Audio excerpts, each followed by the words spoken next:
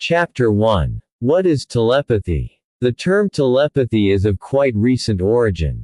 A few years ago it was not to be found in any of the standard dictionaries, and its use was confined to the small circle of investigators who were pursuing experiments in thought transference, and who regarded the Society for Psychical Research of England as their center of influence.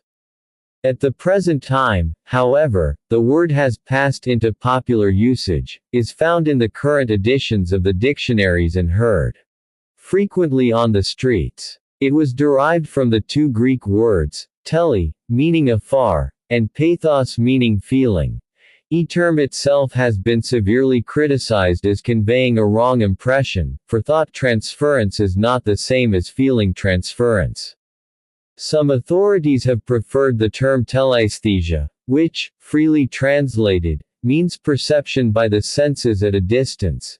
The present writer has sought to introduce the term telementation which, freely translated, means mental action at a distance, and the said term has met with considerable favor among scientific investigators of the subject. But, in spite of the objections, the public clings to the original term, and telepathy is generally used to designate the state action of one mind on another at a distance and without communication by means of the senses. Thought transference is not a new thing in the thought of the world, although it may seem to the ordinary reader to be a recent discovery. Its beginning is lost in the haze of the history of the primitive peoples of the race. The ancient writings of India give us many instances of the effect of one mind upon another at a distance. And the occult legends of other ancient peoples give evidence that the belief in the effect of mind upon mind at a distance was quite common. In many of the old occult writings we find traces of this almost universal belief in thought transmission and thought force, and we have every reason to believe that the old alchemists were fully acquainted with the phenomena. In India, especially, has the belief in thought transference prevailed from time immemorial. Passing over the legendary tales, and coming down to the time of recent history, we see many instances of the acceptance of this idea by the people of that old land of the strange and mysterious.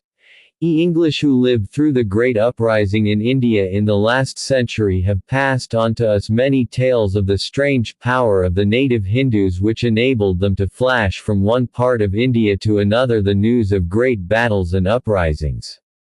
It is recorded by those who passed through this great uprising that the Hindus were noticed to be agitated in a strange way about the time of the actual occurrences in far distant parts of the land, and seemed to be fully informed regarding these occurrences, while the English were compelled to wait for days until their couriers brought them the news in the regular way. In other words, the natives maintained a mental telegraphic system, while the English were compelled to rely upon couriers, the days of the electric telegraph not having as yet arrived. But, so far as the subject of modern telepathy is concerned, we may as well assume that telepathy had its birth into modern scientific thought at the time of the formation of the English Society for Psychical Research in 1882. One of the stated objects of the said society was to conduct an examination into the nature and extent of any influence which may be exerted by one mind upon another, apart from any generally recognized mode of perception. While the latter years of the Society's existence has been devoted principally to an investigation of the phenomena of clairvoyance, spirit return, trance mediumship, etc., its first decade was almost entirely devoted to the investigation of telepathy, thought transference, and similar phenomena. The early experiments of the Society have been fully reported, and these reports, which comprise several volumes, have given the world a record of psychic phenomena of the greatest value to science. Celebrated Sidgwick experiments, conducted under the auspices of the Society for Psychical Research in 1889 and 1890, excited great interest in scientific circles, and placed the subject of telepathy upon a basis which science could not afford to refuse to perceive.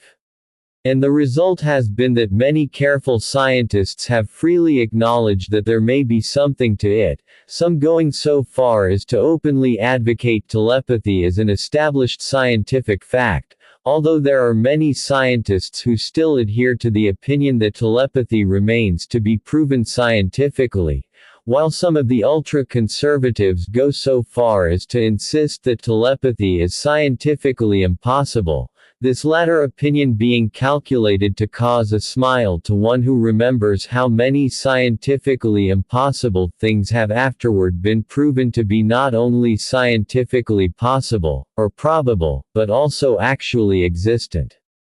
It is either a very bold man, or else a foolish one, who in these days can positively assert that anything is scientifically impossible. In this connection one is reminded of the learned body of scientists who sitting in conference solemnly decided that it was scientifically impossible for a vessel to cross the ocean by the power of steam. Minutes, the word was received that a steamship had actually made the voyage across the ocean, and was that moment entering the harbor. One also recalls the story of the eminent English scientist who had for a lifetime positively disputed the possibility of certain facts, and who in his old age, when asked to witness the actual demonstration of the disputed fact, refused to look into the microscope for the purpose, and left the room, angrily shaking his head and saying, "It is impossible." Yesterday's impossibilities are often tomorrow's proven facts. In view of what has been said above, the following opinions of certain well-known scientists may prove of interest to the reader as indicating the change in the mental attitude of science toward the phenomena of telepathy. Sir William Crookes, in an address delivered several years ago at Bristol, England, before the Royal Society of which he was president, said, "Were I now introducing for the first time these inquiries to the world of science, I should choose a starting point different from that of old, where we formerly began.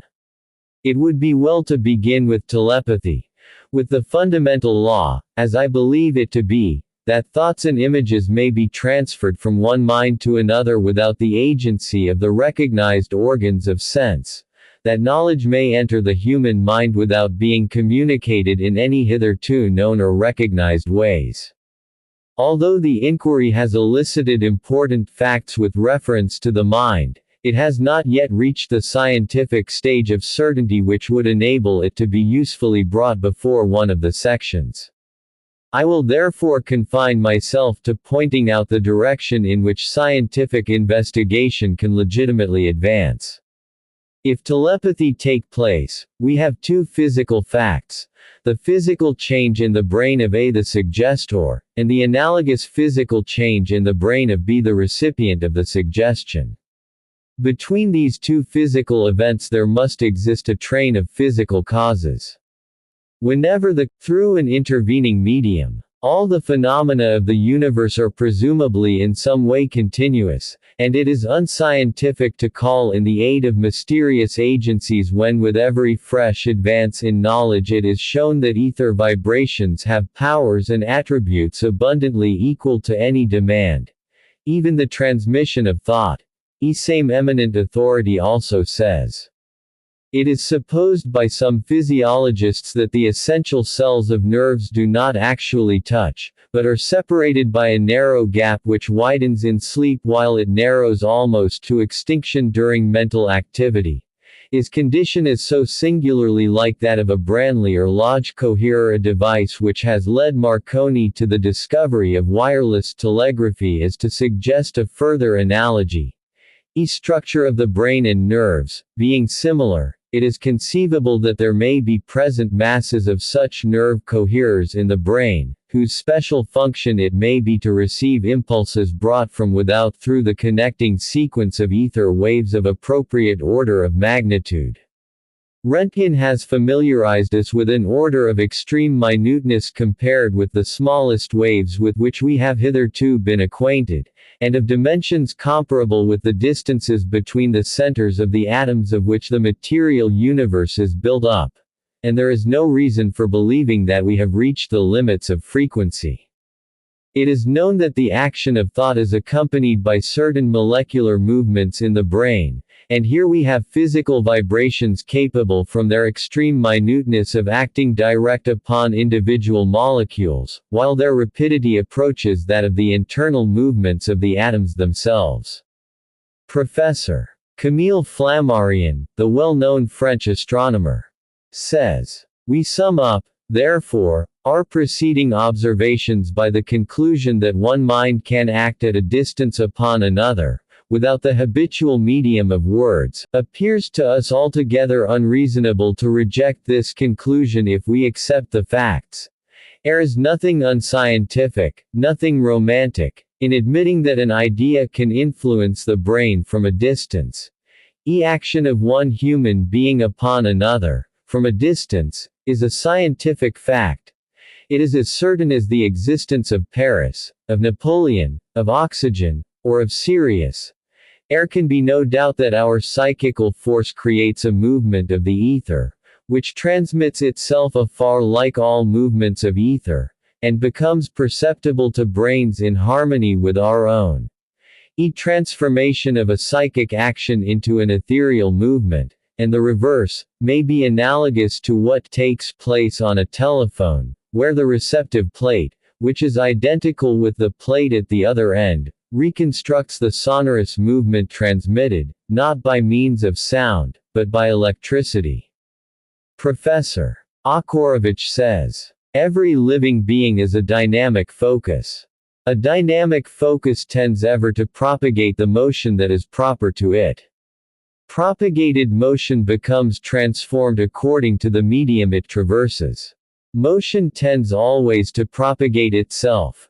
Therefore when we see work of any kind, mechanical, electrical, nervic, or psychic, disappear without visible effect, then, of two things, one happens, either a transmission or a transformation.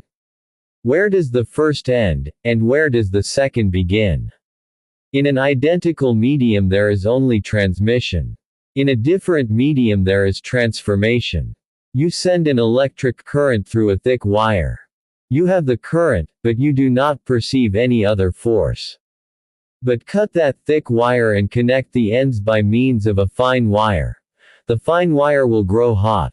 There will be a transformation of the current into heat.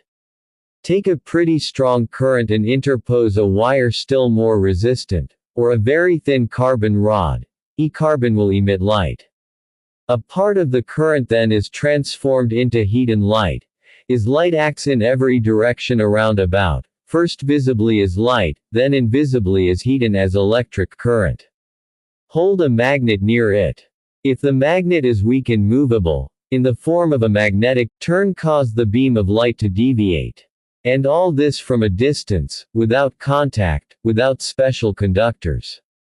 A process that is at once chemical, physical and psychical, goes on in a brain. A complex action of this kind is propagated through the gray matter, as waves are propagated in water.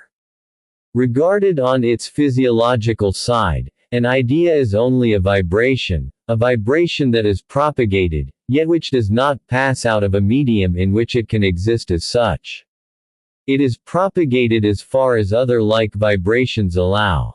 It is propagated more widely if it assumes the character which subjectively we call emotive. But it cannot go beyond without being transformed. Nevertheless, like force in general, it cannot remain in isolation. It escapes in disguise. It stays at home, as the chemical action of a battery remains in a battery. It is represented by its dynamic correlate, called in the case of the battery, a current, and in the case of the brain, I know not what. But whatever its name may be, it is the dynamic correlate of thought. I have chosen the term, dynamic correlate. There is something more than that. The universe is neither dead nor void. A force that is transmitted meets other forces, and if it is transformed only little by little, it usually limits itself to modifying another force at its own cost, though without suffering perceptibly thereby, as is the case particularly with forces that are persistent, concentrated, well seconded by their medium. It is the case with the physiological equilibrium, nervic force, psychic force, ideas, emotions, tendencies. Esse modify environing forces without themselves disappearing. They are but imperceptibly transformed, and if the next man is of a nature exceptionally well adapted to them, they gain in inductive action. It is quite gratifying to find such eminent scientific authority expressing its conviction of the reality of thought transference.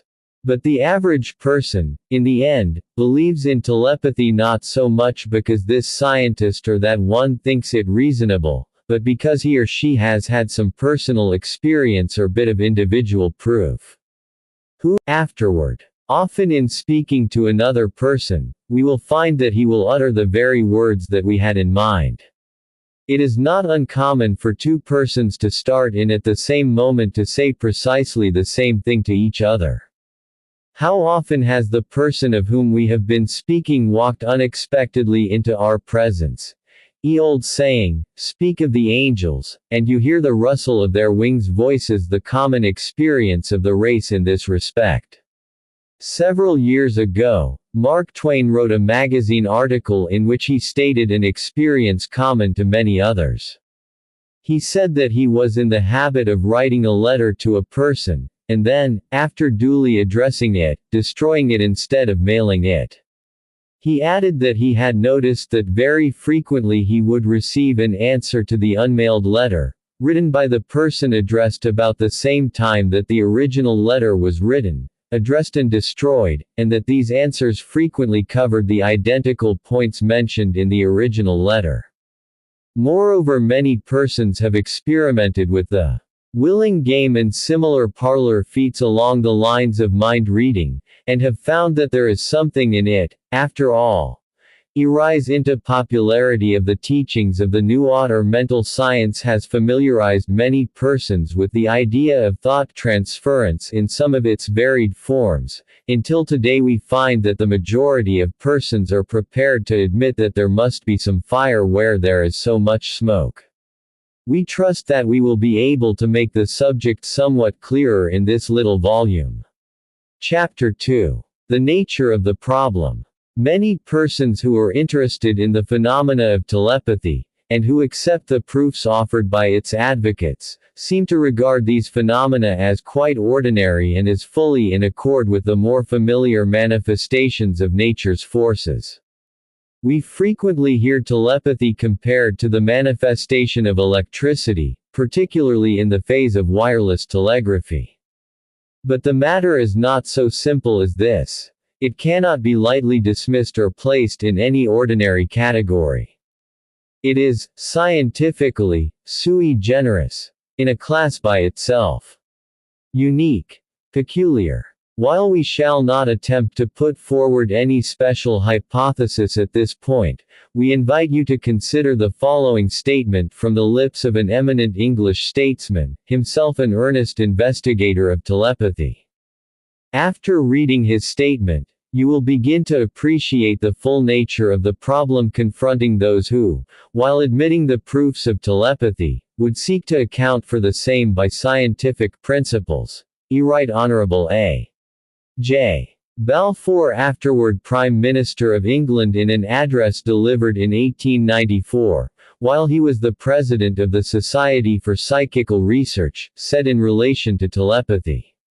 Now I will give you a case of what I mean by a scientifically extraordinary event, which, as you will at once perceive, may be one which at first sight, and to many observers, may appear almost commonplace and familiar. I have constantly met people who will tell you, with no apparent consciousness that they are saying anything more out of the way than an observation about the weather, that by an exercise of their will they can make anybody at a little distance turn round and look at them. Now such a fact, if fact it be, is far more scientifically extraordinary than would be the destruction of this globe by some celestial catastrophe. How profoundly mistaken then are they who think that this exercise of will power, as they call it, is the most natural thing in the world, something that everybody would have expected, something which hardly deserves scientific notice or requires scientific explanation. In reality, it is a profound mystery, if it be true, or if anything like it be true, and no event, however startling, which easily finds its appropriate niche in the structure of the physical sciences ought to excite half as much intellectual curiosity as this dull and at first sight commonplace phenomenon. Now do not suppose that I want you to believe that every gentleman or lady who chooses to suppose himself or herself exceptionally endowed with this so-called will power is other than the dupe of an ill-regulated fancy. There is, however, quite apart from the testimony, a vast mass of evidence in favor of what we now call telepathy, and to telepathy the observations I have been making do in my opinion most strictly apply. 4. Consider. In every case of telepathy you have an example of real or apparent action at a distance. Examples of real or apparent action at a distance are, of course, very common. Gravitation is such an example. We are not aware at the present time of any mechanism, if I may use the phrase, which can transmit gravitational influence from one gravitating body to another. Nevertheless, scientific men do not rest content with that view. I recollect it used to be maintained by the late Mr. John Mill that there was no ground for regarding with any special wonder the phenomenon of action at a distance. I do not dogmatize upon the point, but I do say emphatically, a phenomenon which still wants an explanation. He is not ready, in other words, to accept action at a distance as an ultimate fact, though he has not even got the first clue to the real nature of the links by which the attracting bodies mutually act upon one another. But though gravitation and telepathy are alike in this, that we are quite ignorant of the means by which in either case distant bodies influence one another, it would be a great mistake to suppose that the two modes of operation are equally mysterious. In the case of telepathy there is not merely the difficulty of conjecturing the nature of the mechanism which operates between the agent and the percipient, between the man who influences and the man who is influenced, but the whole character of the phenomena refuses to fit in with any of our accepted ideas as to the mode in which force may be exercised from one portion of space to another. Is this telepathic action an ordinary case of action from a center of disturbance? Is it equally diffused in all directions? Is it like the light of a candle, or the light of the sun, which radiates equally into space in every direction at the same time? If it is, it must obey the law. At least, we should expect it to obey the law of all other forces which so act through a non-absorbing medium, and its effects must diminish inversely as the square of the distance. It must, so to speak, get beaten out thinner and thinner the further it gets removed from its original source. But is this so? Is it even credible that the mere thoughts, or, if you please, the neural changes corresponding to these thoughts, of any individual, could have in them the energy to produce sensible effects equally in all directions, for distances which do not, as far as our investigations go, appear to have any necessary limit? It is, I think, incredible, and in any case there is no evidence whatever that this actual diffusion ever takes place. Will power, whenever the will is used, or the thoughts, in cases where the will is not used, have an effect, as a rule, only upon one or two individuals at most. There is no appearance of general diffusion. There is no indication of any disturbance equal to equal distances from its origin, and radiating from it alike in every direction. But if we are to suppose that there is some means by which telepathic energy can be directed through space from the agent to the patient, from the man who influences to the man who is influenced. If we are to believe this, as apparently we must, we are face to face not only with a fact extraordinary in itself, but with a kind of fact which does not fit in with anything we know at present in the region either of physics or physiology. It is true, no doubt, that we do know plenty of cases where energy is directed along a given line, like water in a pipe, or like electrical energy along the course of a wire. But then in such cases there is always some material guide existing between the two termini, between the place from which the energy comes and the place toward which the energy goes. Is there any such material guide in the case of telepathy? It seems absolutely impossible. There is no sign of it. We cannot even form to ourselves any notion of its character, and yet, if we are to take what appears to be the obvious lesson of the observed facts, we are forced to the conclusion that in some shape or other it exists. For to suppose that the telepathic agent shoots out his influence toward a particular object, as you shoot a bullet out of a gun, or water out of a hose, which appears to be the only other alternative, involves a seemingly in greater difficulties still. Here, then, we are face to face with what I call a scientifically extraordinary phenomenon, as distinguished from a dramatically extraordinary one. Anyone who has endeavored to wade through the mass of evidence collected by our society on the subject will be prepared to admit that it is not exciting or interesting in itself, that it does not arouse a foolish wonder, or appeal unduly to any craving for the marvelous. But dull as these experiments may seem, dull indeed as they often are, their dullness is really one of their great advantages. It effectually excludes some perturbing influences that might otherwise affect the cool analysis of the experimental data, and in consequence it makes those investigations, in my judgment, the best starting point from which to reconsider, should it be necessary, our general view, I will not say of the material universe, but of the universe of phenomena in space. Some gain to have shown, not as a matter of speculation or conjecture, but as a matter of ascertained fact, that there are things in heaven and earth not hitherto dreamed of in our scientific philosophy. Chapter 3. Experimental Telepathy. Beginning with the year 1882, and continuing for several years thereafter, the English Society for Psychical Research conducted an important series of experiments in telepathy, the records of which have been preserved in the several reports of the Society which are on file in the principal libraries of the world.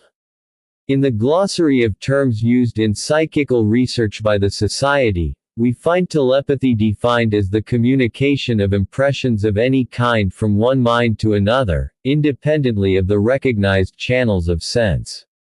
In 1882, the president of the Society, Professor Henry Sidgwick, appointed a committee to investigate ought reading or ought transference, the members of the committee being Professor W. F. Barrett, Professor of Physics in the Royal College of Science for Ireland; Edmund Gurney, M.A., late Fellow of Trinity College; and F. W. H. Myers, M.A., late Fellow of Trinity College, Cambridge. The purpose of the inquiry by the committee was stated as follows. Is there or is there not any existing or attainable evidence that can stand fair physiological criticism, to support a belief that a vivid impression or a distinct idea in one mind can be communicated to another mind without the intervening help of the recognized organs of sensation? If such evidence be found, is the impression derived from a rare or partially developed and hitherto unrecognized sensory organ, or has the mental percept been evoked directly without any antecedent sense percept? The committee classified the phenomena of ought transference as follows. I. Phenomena manifested, in which the hands of the operator are in contact with the subject. 2. Phenomena manifested without contact with the person willing or sending the thought impulse. 3. Phenomena manifested, in which some number, word or card is guessed without any apparent physical communication between the operator and subject. In the first class of phenomena the committee places the ordinary mind reading of the public performer, in which the operator places his hands upon the subject, or in which he is placed in some kind of physical contact with the latter. It has been held that this class of phenomena really comes under the head of muscle reading, inasmuch as there is transmitted to the subject some slight muscular impulse, often given involuntarily and unconsciously by the operator. His theory was first advanced by Dr. W. B. Carpenter, the distinguished English psychologist, who held that the communications are made by muscular action on the part of one person and automatically interpreted by the other. Dr. Carpenter explained this involuntary muscular action by his celebrated theory of unconscious cerebration, in which there is the intermediation of those expressional signs which are made and interpreted alike unconsciously. A familiar willing game so often performed for parlor amusement belongs to this category, as do also the performances of many of the celebrated public mind readers. A committee conducted numerous series of present possibility of unconscious muscular movement, rendered the phenomena unsatisfactory from the scientific standpoint. A second class of phenomena came more nearly under the true classification of telepathy. For if there be communication without physical contact, it is reasonable to assume that some new hypothesis is necessary. If the subject was able to select and proceed to some object previously agreed upon by the operator or the room full of people, in the willing game, without knowing the object and without physical contact with any person knowing it, then it would seem that there must be some transmission of thought images without the intervening help of the recognized organs of sensation. But so careful were the members of the committee, and so closely did they adhere to the strictest scientific methods, that they discarded this class of phenomena as unsatisfactory and unconvincing, and as open to the suspicion that the subject may have received involuntary guidance from the eyes of the company, or perhaps from the different shades of tone in the conversation as the subject approached or receded from the selected object to be found. Even though the subject might be blindfolded, it was possible for impressions to be received through the sense of sight. A writer remembers an instance in which, in his opinion, a well-known mind reader visiting in this country received impressions through her sense of hearing, although carefully blindfolded. Following quotations are from the account written by him at the time, and give an idea of the modus operandi. The name of the performer is omitted here, although appearing in the original publication of the account. A room was well filled with intelligent people, eager for an exhibition of the wondrous phenomenon of telepathy. Miss appeared and delivered a short address upon her wondrous power. She then placed two long-stemmed flowers. Two persons stepped up to the platform, as per instructions, and each touched a flower. Miss was then led back into the room, blindfolded with a silk handkerchief, and started in to find the persons who had touched the flowers. She succeeded and handed each the flower previously touched. She then united a separated couple, by finding one and leading him to the other. She then located the weapon with which an imaginary murder had been committed, the murderer, the hidden body, and wonder upon wonders even found the policeman to arrest the criminal. She found a piece of jewelry and restored it to the owner. She correctly disclosed the number of a bank note. The audience was pleased and many went away apparently convinced that here was telepathy that telepathed. It does look wonderful. Now, doesn't it?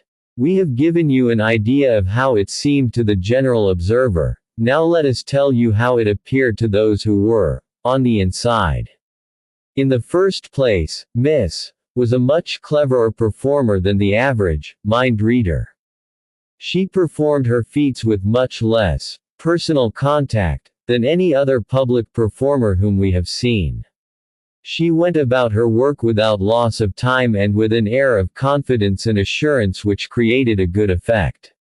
It appeared to us, however, that her feats could be fully accounted for upon the theory of the use of the five senses, sharpened by practice, and that any of the feats could be duplicated by one familiar with the subject, without the aid of telepathy. Of course, Miss may have performed her feats by mind reading. Nobody but herself can speak positively on that point, but we say that the same feats can be performed by the use of the five senses alone.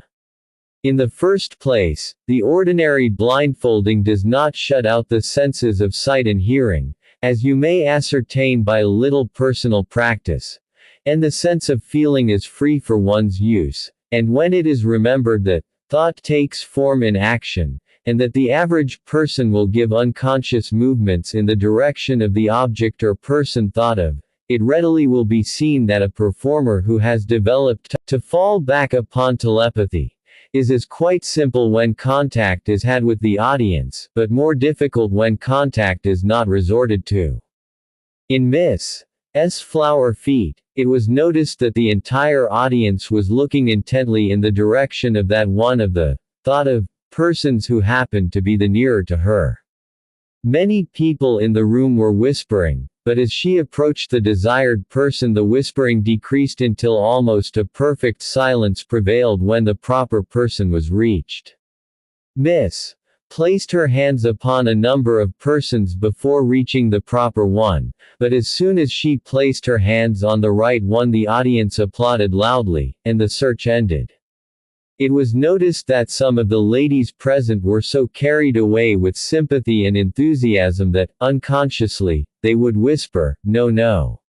Yes, that's right. Is way, this way. To the right, right," etc., etc., and by other involuntary exclamations and motions give cues which could be taken advantage of by a performer depending upon the use of her sharpened senses. In short, it was an up-to-date variation of the old game of hot and cold, familiar to our childhood days. You all know how expert some of your crowd of boys and girls became in this game, and how soon the hidden object was found by the aid of the hot and cold suggestions. You all remember how some sympathetic and enthusiastic little girl would become so excited that when you neared the hidden object she could scarcely keep her seat, and her hot, hot, hot fairly sent you spinning toward the hidden handkerchief. We well remember our own childhood days, when this was our own favorite game, and when we were the champion lightweight, hot and cold finder of our juvenile set. And we remember, oh, how well we remember, that little fair-faced girl with the long golden curls and that sweet little trick of demurely lifting her big blue eyes to meet our own boyish gaze. We well remember how our youthful heart would beat when those eyes of blue would. But that's another story. What we wished to say was that that little girl was our mascot in the game of hot and cold. Even when she was singing, "Cold, cold, cold," she would be looking intently toward. We could have found it if we had been deaf and dumb, provided we retained our sense of sight. That little girl was our guiding star, our compass. There were many grown-ups that evening who reminded us forcibly of the ways of that little golden-haired fairy. Just wanted, miss, to find those chosen people, the worst way, and they nodded their heads, shook them, frowned, smiled, inclined in the indicated direction, rose to their feet when she got hot, and when the right person was finally reached led the applause. Bless their hearts, they were just sending thought waves to help her along, and, then, wasn't she blindfolded, so what difference did it make after all? Oh, it just made us homesick for a sight of that long-lost little girl, the resemblance was so perfect. Well, Miss found the people who had touched the flowers, and each received the choice blossom as a reward of merit. She then started in to reunite a separated couple. It was the same thing over again. The same feat, same method, same result. New name, that's all. Is time we experimented. We turned our back when the couple was being selected, so that we might not know who were the guilty individuals. When the hunt began, we turned around and found that we were able to pick out the separated twin souls simply by means of the hot and cold suggestions being given, although remember that we had to depend on sight and hearing, our sense of feeling not being called into play. We could easily tell when Miss was getting hot, and, in short, were able to point out to our companion the progress of the hunt. When it is remembered that the chosen person nearly always gives an involuntary indication to the trained observer who is touching him, it will be seen that experience, training and quickened powers of perception are the prime requisites for the performance of the majority of these so-called telepathic feats. In some of the subsequent feats, some doubting Omazes would occasionally applaud when Miss reached some person other than the right one. On such occasions she would stop just where she was and would apparently, the fact that she was cold is, of course, may have been merely a series of coincidences, and we simply state it as an item of interest. It is interesting to note that the same performer, at a later exhibition, in which she was subjected to scientific test conditions including the proper covering of the eyes by means of little ovals of surgeon's cotton, placed neatly one over the other, and a bunch on top of all, and then the handkerchief bound over that, and the filling of her ears with cotton, with another handkerchief bound around them, failed utterly to perform the feats that she had so successfully performed at the previous exhibition. She claimed that her failure was due to the audience being against her, and even accused the person who had brought about her failure of having hypnotized her. The opinion of the scientific investigators present was that she was unable to receive the impressions, consciously or unconsciously, through the senses of sight or hearing, and hence failed. We have related the case merely to show that it is possible for these feats to be performed without contact by means of the ordinary senses. It is possible that this performer may have been self-deceived. Such cases are common in the history of experimental psychology. In view of what we have said, it may be seen why the Committee of the Society for Psychical Research ruled out this second class of phenomena as not being above the suspicion of error and unconscious cerebration. If the proofs of telepathy terminated here, the decision would have to be the old Scotch verdict of not proven. But as we proceed to Chapter 4, the English experiments, by reference to the preceding chapter you will see that the third class of phenomena of ought transference, according to the classification adopted by the English Society for Psychical Research, comprises cases in which some number, word or card is guessed without any apparent communication between the operator and subject, so far as the ordinary senses are concerned. Experiments of the Society were eventually confined to this class of phenomena. It was recognized that if it were possible to establish the existence of this class of phenomena, in which the operation of the ordinary senses was inhibited, then there would be laid the foundation for a rational scientific belief in the reality of ought transference. Voluntary or involuntary transmission of information by means of the five senses being rendered impossible, it will be seen that the only element of danger was that of collusion or trickery. This latter contingency was fully recognized by the Society, and its committee took steps to guard against the danger. It was ruled that experiments conducted before a general audience were always open to the danger of collusion and trickery, and that, therefore, results obtained therein lack value. Accordingly, the experiments of the committee were conducted before a limited number of persons, the individuals being persons familiar with scientific methods and having no personal interest in the results. One of the early series of experiments by the committee was that commonly known as Creary experiments. Subjects were the four children of the Rev. A. M. Creary, B.A. of Derbyshire, England. Mr. Creary had experimented with his children for a period of several years, beginning with the familiar willing game, and then gradually rising to higher phases of phenomena such as the guessing of names, numbers, cards, etc. Mr. Creary reported to the committee in these words: We began by selecting the simplest objects in the room, then chose names of towns, people, dates, cards out of a pack, lines from different poems, etc. In fact, anything or series of ideas that those present could keep before the mind steadily. EY seldom made a mistake.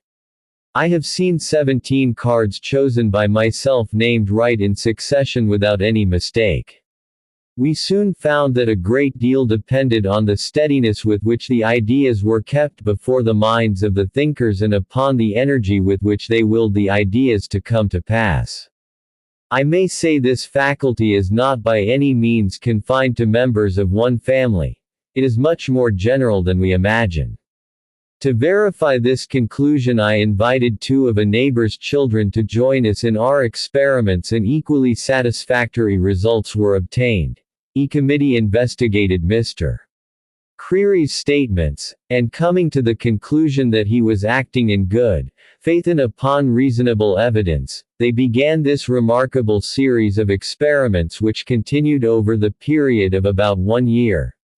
The following report will give an idea of the scientific methods employed, and the precautions taken.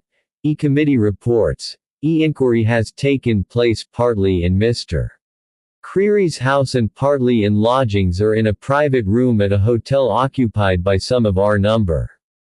Having selected, random one child, whom we desired to leave the room and wait at some distance, we would choose a pack of cards, or write on paper a name or a number which occurred to us at the moment.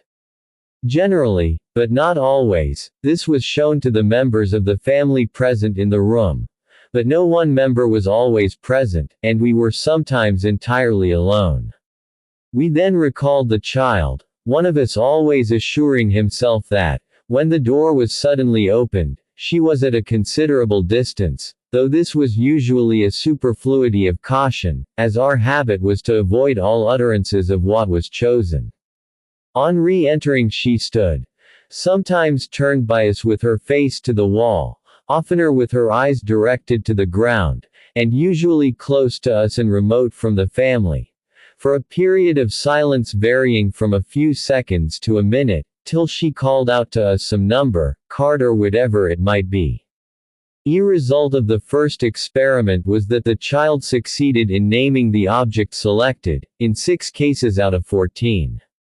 In the card test she succeeded 6 times out of 13. In the name test she succeeded in 5 cases out of 10. And in the naming of small objects held in the hands of members of the committee she succeeded in 5 cases out of 6. His percentage was considered so remarkable, and so much greater than the average expectancy would indicate, that the committee felt that they were considering a case of genuine ought transference. And accordingly other experiments were begun. Following is a short report of one of the most interesting of the Creary experiments.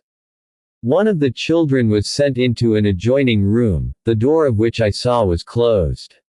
On returning to the sitting room and closing its door also, I thought of some object in the house, fixed upon at random. Writing the name down I showed it to the family present, silently thought of the name of the thing selected. In a few seconds the door of the adjoining room was heard to open, and in a very short interval the child would enter the sitting room, generally appearing with the object selected. No one was allowed to leave the room after the object had been fixed upon. No communication with the child was conceivable as the place was often changed. Further, the only instructions given to the child were to fetch some object in the house that I would fix upon and, together with the family, silently keep in mind to the exclusion, so far as possible, of all other ideas. In this way I wrote down, among other things, a hair brush. It was brought. An orange. It was brought. A wineglass. It was brought. An apple. It was brought. Etc. etc. Many other experiments of the greatest interest were performed, which we must omit for want of space. Following summary, however, will give an idea of the remarkable success attending the series. A total record of 382 separate experiments appears in the reports. A calculation of the chances of success are given as follows. In the case of letters of the alphabet, of cards, and of numbers of two figures, the chances against success on a first trial would naturally be 25 to 1, 51 to 1, and 89 to 1, respectively. In the case of surnames, the chances against success would of course be indefinitely greater. Cards were far most frequently employed, and the odds in their case may be taken as a fair medium sample, according to which, out of the whole series of 382 trials, the average number of successes in the first attempt by an ordinary guesser would be 7 1/3. In view of the above stated calculation of chances against success, it is interesting to note that in the series of trials 127 successes at the first attempt were reported, 56 on the second attempt, 19 on the third attempt, making the remarkable total of 202 successes out of a possible 382. But one of the special experiments reveals a still more remarkable result. A committee selected a card without revealing it to the family. At one time 5 cards running were guessed correct, happening were over 1 million to 1. Another time there was a sequence or run of 8 cards successfully guessed at first trial, against which the odds were estimated at 142 million to 1. And a sequence or run of 8 names successfully guessed at first trial, the odds against such a happening being almost beyond calculation. A committee in making its report said that they felt that all chance of fraud or collusion had been practically eliminated, and that the hypothesis of coincidence being overborne by the above stated calculations, there remained but the conclusion that the phenomena was really a manifestation of haute transference. Professor Balfour Stewart, LLD. F.R.S., who was present at a number of these experiments, reported as follows regarding certain points noticed by him. In the first instance, the thought reader was outside a door. The object or thing thought of was written on paper and silently handed to the company in the room. The thought reader was then called in, and in the course of perhaps a minute the answer was given. Definite objects in the room, for instance, were first thought of, and in the majority of cases the answers were correct. And numbers were thought of, and the answers were generally right, but, of course, there were some cases of error. Names of towns were thought of, and a good many of these were right. And fancy names were thought of. I was asked to think of certain fancy names and mark them down and hand them round to the company. I then thought of and wrote on paper, Bluebeard, Tom UMB, Cinderella, and the answers were all correct. Later in the year, the committee resumed the experiments with the Mrs. Creary, this time, however, not at their own home but at the residence of Mr. F. W. H. Myers in Cambridge, England. Essay experiments the full pack of 52 cards. Out of 248 trials the girls guessed 2 absolutely correct on the first trial, and 18 on the second trial, besides which there were 69 guessed partially correct. As the chances of correct guesses should have been but 1 out of 52 trials, it will be seen that the experiment was a decided success. On one day of the series, out of 32 experiments 5 were completely successful at the first attempt, and 20 partially correct. On this day there was a record of the suit being named correctly 14 times in succession, the chances against such an occurrence being 4,782,969 to 1. In the experiments with figures known alone by the committee, out of 64 trials with figures ranging from 10 to 99, the girl guessed 5 correct at first trial, and 6 at second trial. The average, of course, would be but 1 in 90 trials, according to the law of average, whereas the girls succeeded in a very much greater degree. Chapter 5. More English experiments. Another series of experiments conducted by the English Committee which has attracted the attention of investigators, is that known as the Blackburn-Smith experiments. Essay experiments were conducted before the committee under the direction of two of its members, Messrs. F. W. H. Myers and Edmund Gurney. Mr. G. A. Smith was the percipient and Mr. Douglas Blackburn was the recipient. Place of the experiments was Brighton, England. Recipient, Mr. Smith, was blindfolded, and sat with his back toward the percipient, Mr. Blackburn. Every precaution against fraud was observed. In order to shut out the only sense possibly available to the recipient, that of hearing, his ears were covered with heavy bandages. And in certain experiments his ears were filled with putty which was in turn covered by a thick bandage. Over this was drawn a bolster case, and then his entire head and body was covered by a blanket. Moreover, the committee grouped itself around Mr. Blackburn, the percipient, so as to prevent his attempting to communicate with the recipient in any way, Mr. Blackburn being also required to sit perfectly still and quiet some 2 feet behind the recipient. Results were obtained under these strict and rigid requirements. Names, figures, etc. were given by the committee, one at a time before each experiment, to Mr. Blackburn, the percipient, who then closed his eyes and concentrated his mind upon Mr.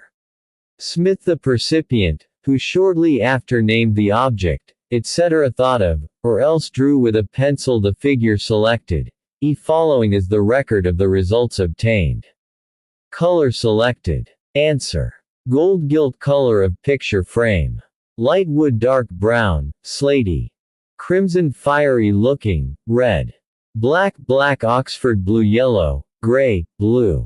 White green, white. Orange reddish brown. Black I am tired. I see nothing. Names chosen. Answer. Barnard Harland, Barnard. Bellairs Humphreys, Ben Nevis, Benares. Johnson Jobson, Johnson. Regent Street Rembrandt Street, Regent Street. Queen Anne Queechy, Queen Wissenschaft Wissie, Wissenaft. And followed a series of experiments in which pain was inflicted on the body of Mr.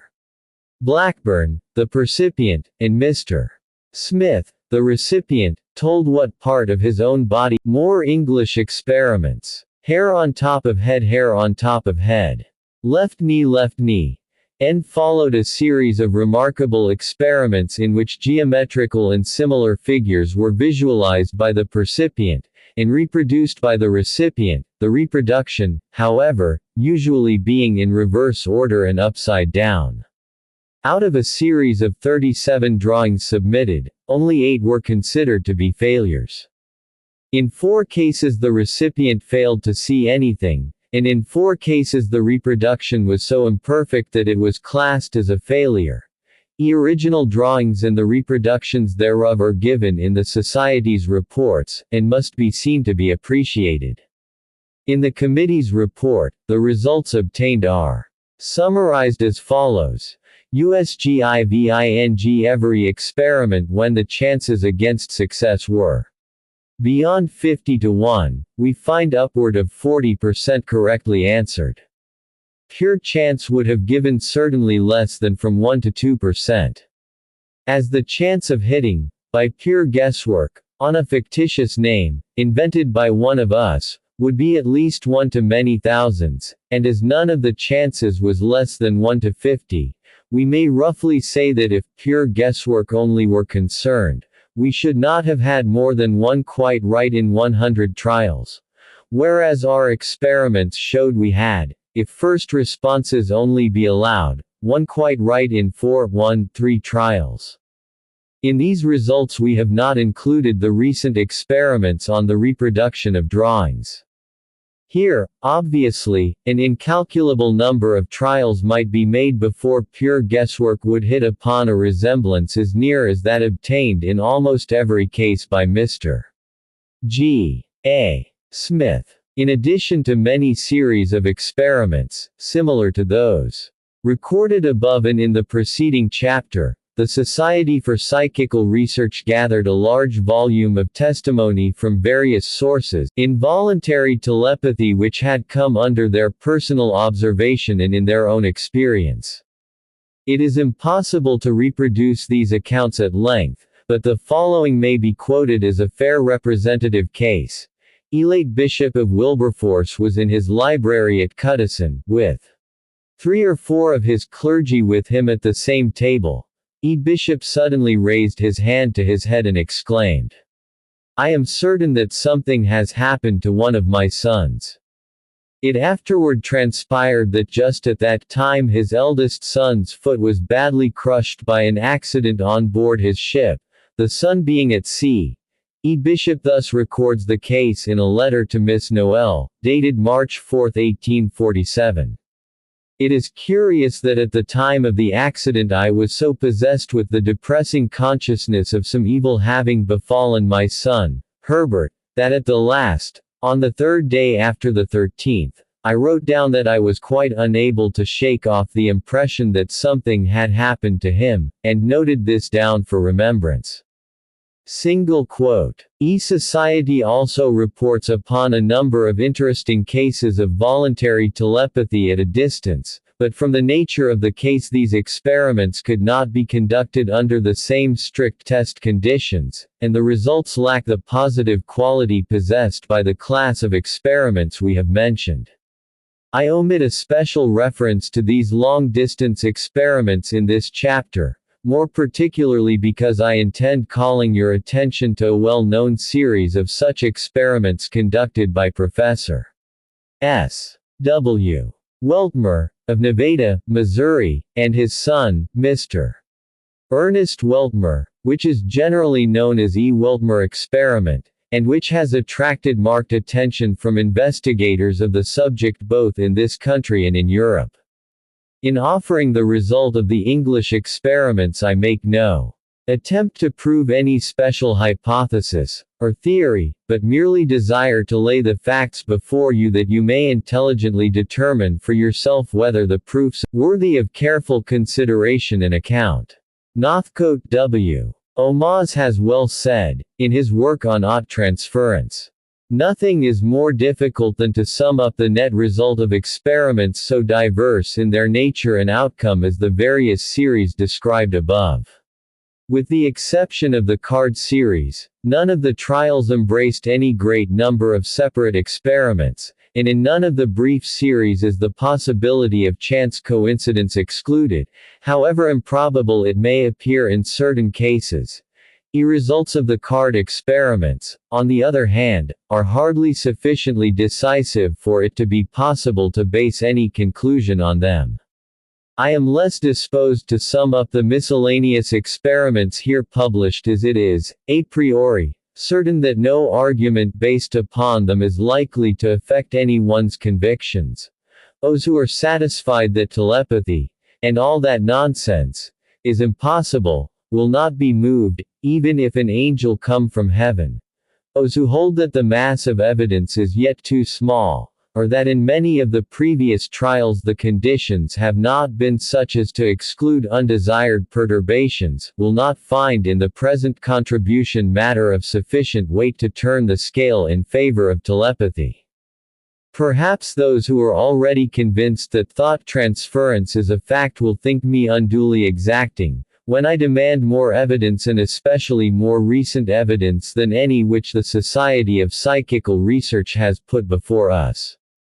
I adopt, therefore, the safer plan of leaving my readers to make up their minds on the subject of these experiments for themselves.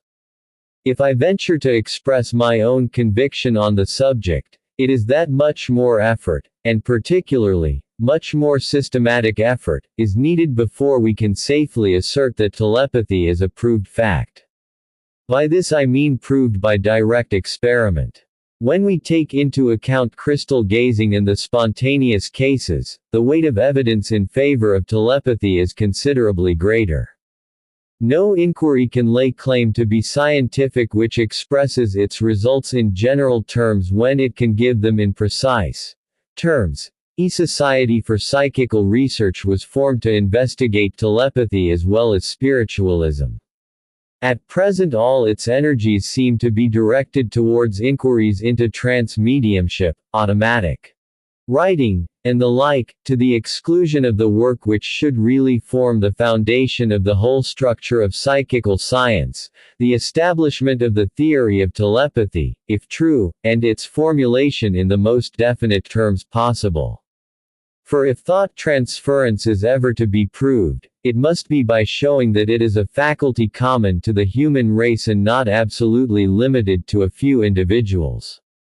Reasonably or unreasonably, if thought transference cannot, with sufficient patience and sufficiently delicate methods of analysis, be demonstrated on the corpus vile, or rather the anima vilis, of the ordinary man, it will for the mass of scientific men remain at any rate on the borderland, if not in the limbo of superstitions and delusions. If 100, or 500, or 5,000, persons were prepared to try, under proper conditions, experiments of the sort described here, leaving the discussion and analysis to experts, it might be possible, if not to demonstrate thought transference from the results, at any rate to say more definitely than we can at present, whether the ordinary person shows any traces of such a faculty. Chapter 6. The Wiltmer Experiment. Perhaps the best-known series of experiments in telepathy conducted by investigators in America is that known as E. Wiltmer experiment, conducted by Professor Sidney A. Wiltmer, Andy's eldest son. Ernest Wiltmer, of Nevada, Missouri. Professor Wiltmer is the head of the Wiltmer Institute, of Nevada, Missouri, at which institution healing by suggestion and other mental agencies, including absent treatment by means of telepathy, has been practiced successfully for many years. Mr. Ernest Wiltmer has investigated the subject of phenomena for many years and has conducted a great number of personal experiments along these lines. Feeling, however, that it was advisable to institute a series of experiments on a much larger scale and covering a much broader field, the Messrs. Wiltmer began the celebrated Wiltmer experiment in 1907. In the August, 1907, issue of Wiltmer's magazine, the following announcement appears. For the past year we have been conducting a class in addition to the regular course in healing for the investigation of psychic phenomena, and the results we have achieved convince us more than ever that it is possible to apply careful methods of the unseen as well as to the seen world. We have made a great many experiments in telepathy, with ofttimes remarkable results, and now we wish to extend our researches to broader lines and in one series of experiments gather more material than would ordinarily be obtainable in a lifetime of hard work. We are going to begin a series of experiments in telepathy to test the possibility of a large number of people receiving messages from one sender. We are well fitted to make this experiment successful. We have a magazine which reaches a large number of people each month, through which we can communicate with the ones who are helping to make the experiments, and we have a center around which to gather a great deal of effort and from which to send weekly messages to all who are trying to receive them. We have men who are trained to send thoughts to others, who understand perhaps as well as anyone at the present time, the action of the natural laws which make these things possible. And, in fact, we think we have everything necessary to give the experiment a large chance of being a success. We believe that we can send to 1,000 people as well as to one any thought upon which we concentrate, that the difficulty will be in getting receivers, not so much in getting senders, although, of course, for the latter is required a man of trained mind who can think what he wishes to think. And further, we believe that there will be little trouble in teaching people how to receive, if they are willing to make an effort to learn, as our experience has shown us that it is comparatively easy to teach, the main thing being an effort on the part of the pupil to learn. Telepathy is a proven fact. It has been proven so many times under strictly test conditions that it is no more questioned now than is hypnotism, and only, as one would expect, by the same people, to wit, those who know nothing whatever about what has been done in either of these lines. In other words, by the ignorant. We do not expect in this experiment to prove anything new is concerned, but we expect to confirm what is already proven, and we wish to discover, if possible, whether one person can send messages to a large number of people at the same time.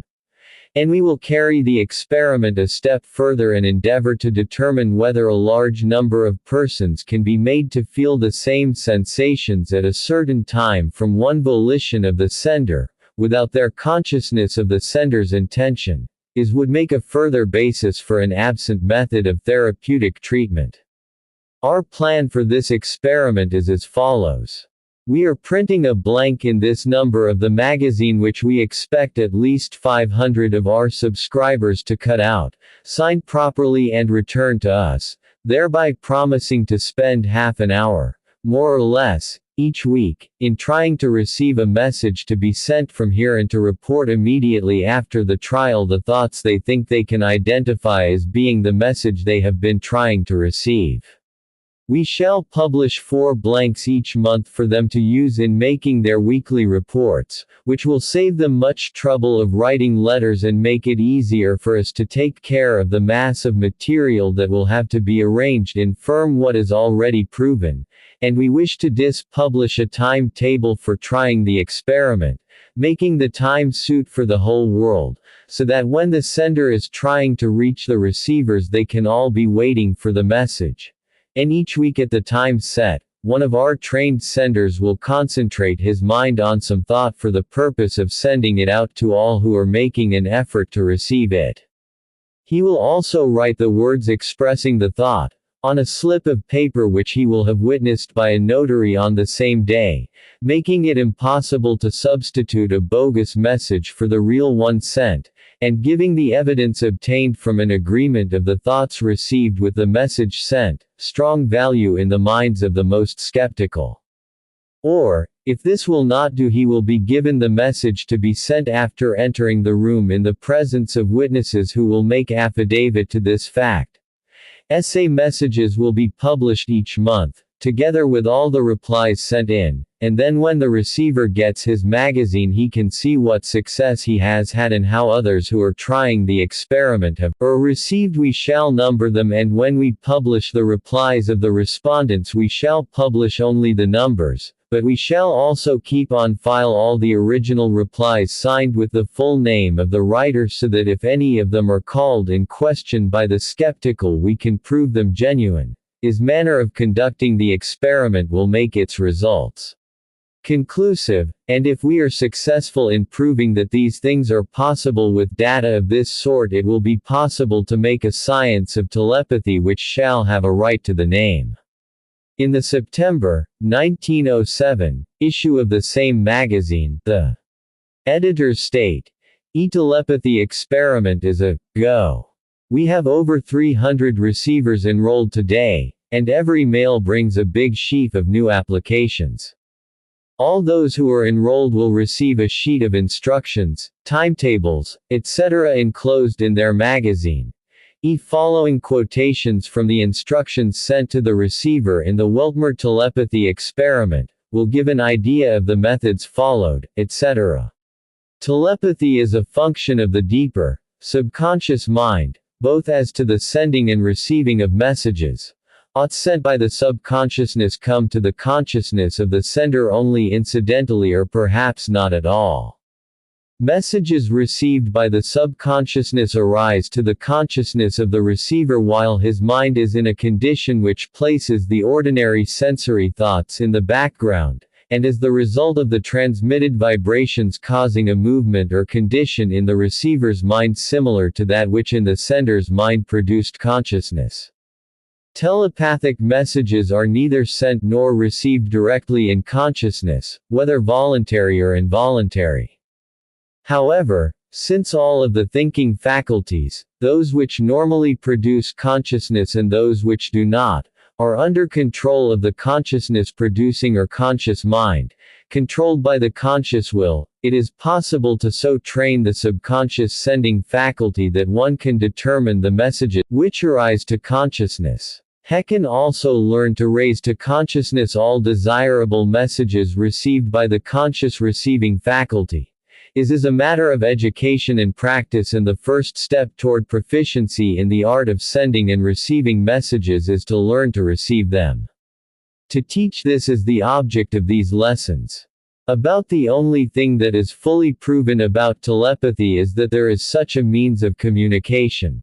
That minds can communicate without any of the ordinary physical aids is proven, but no one understands fully how this is accomplished.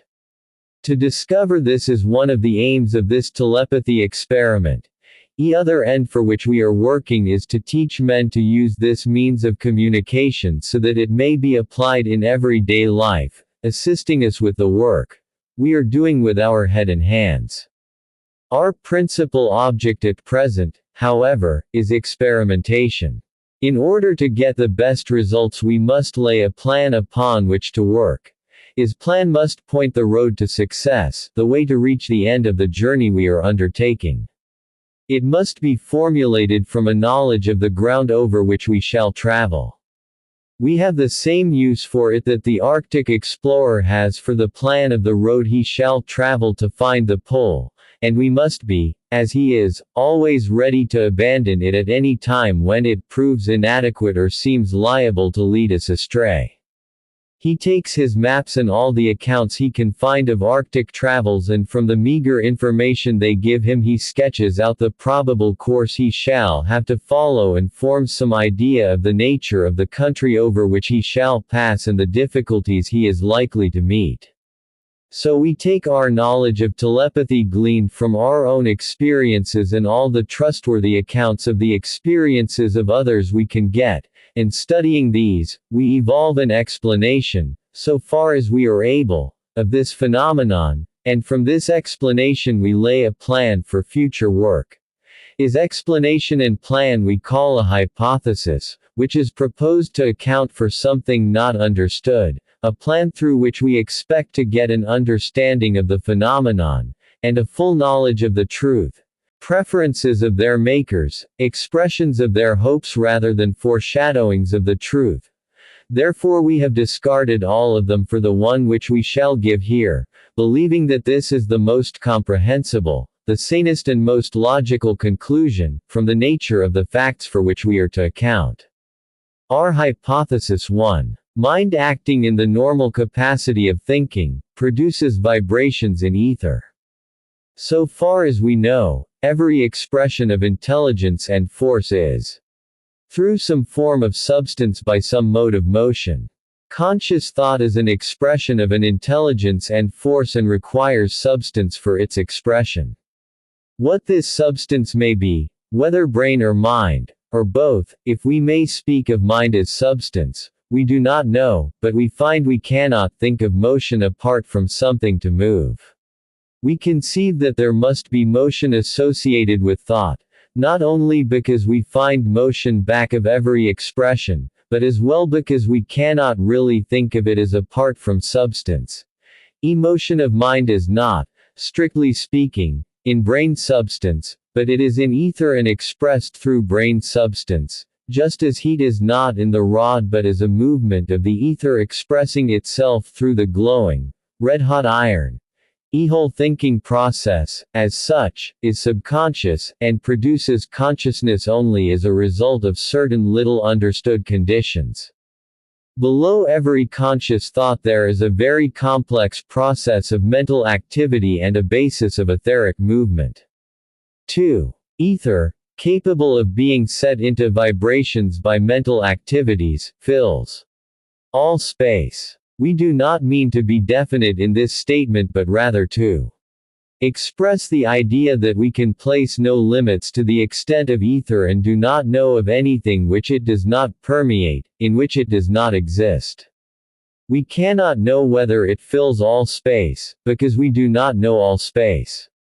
We do know, therefore, So far as we are concerned as human beings, it fills all of extended space, that it at least fills all the space we occupy.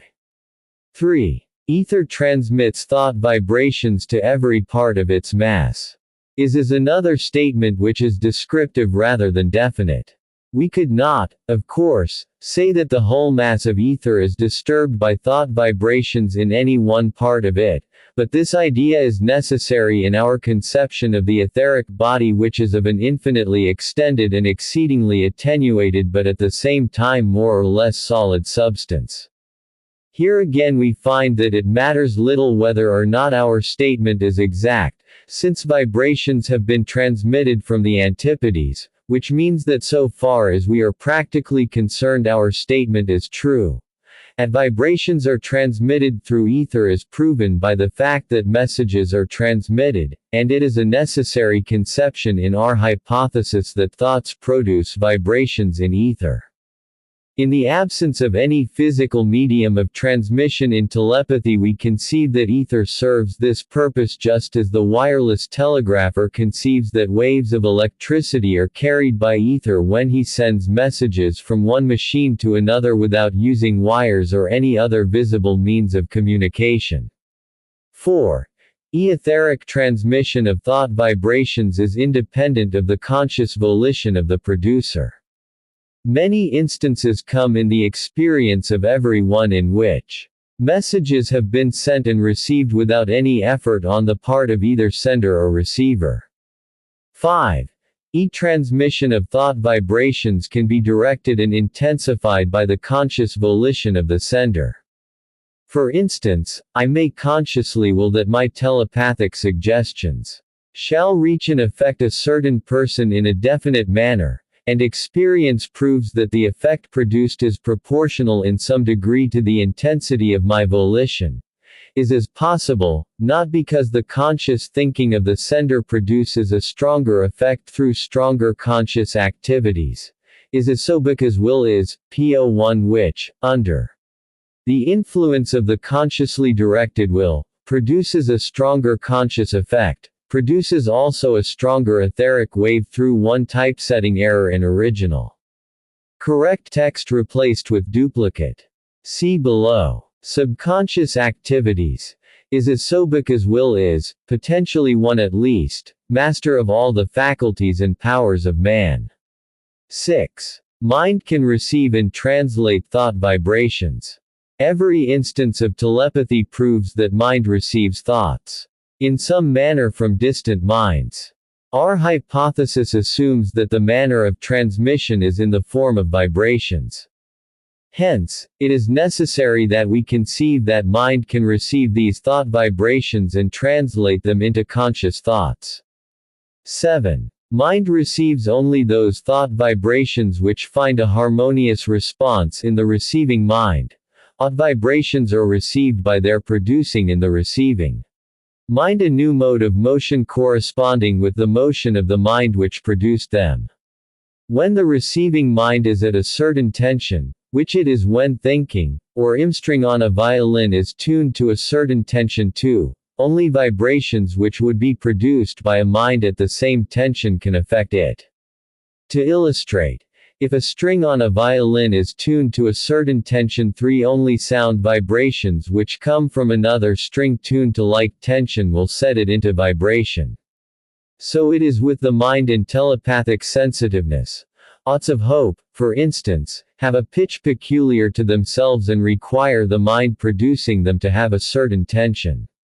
When the mind is tuned to the tension which produces thoughts of hope, it can only answer to vibrations which have started from other minds having the same tension. For this reason the thoughts he thinks determines to what thoughts the receiver will be sensitive. Is applies in every hour and minute of your life. 8. Thoughts of like nature produce mutually harmonious vibrations. Is necessarily so since mind can receive thought vibrations at one time and translate them at a later time.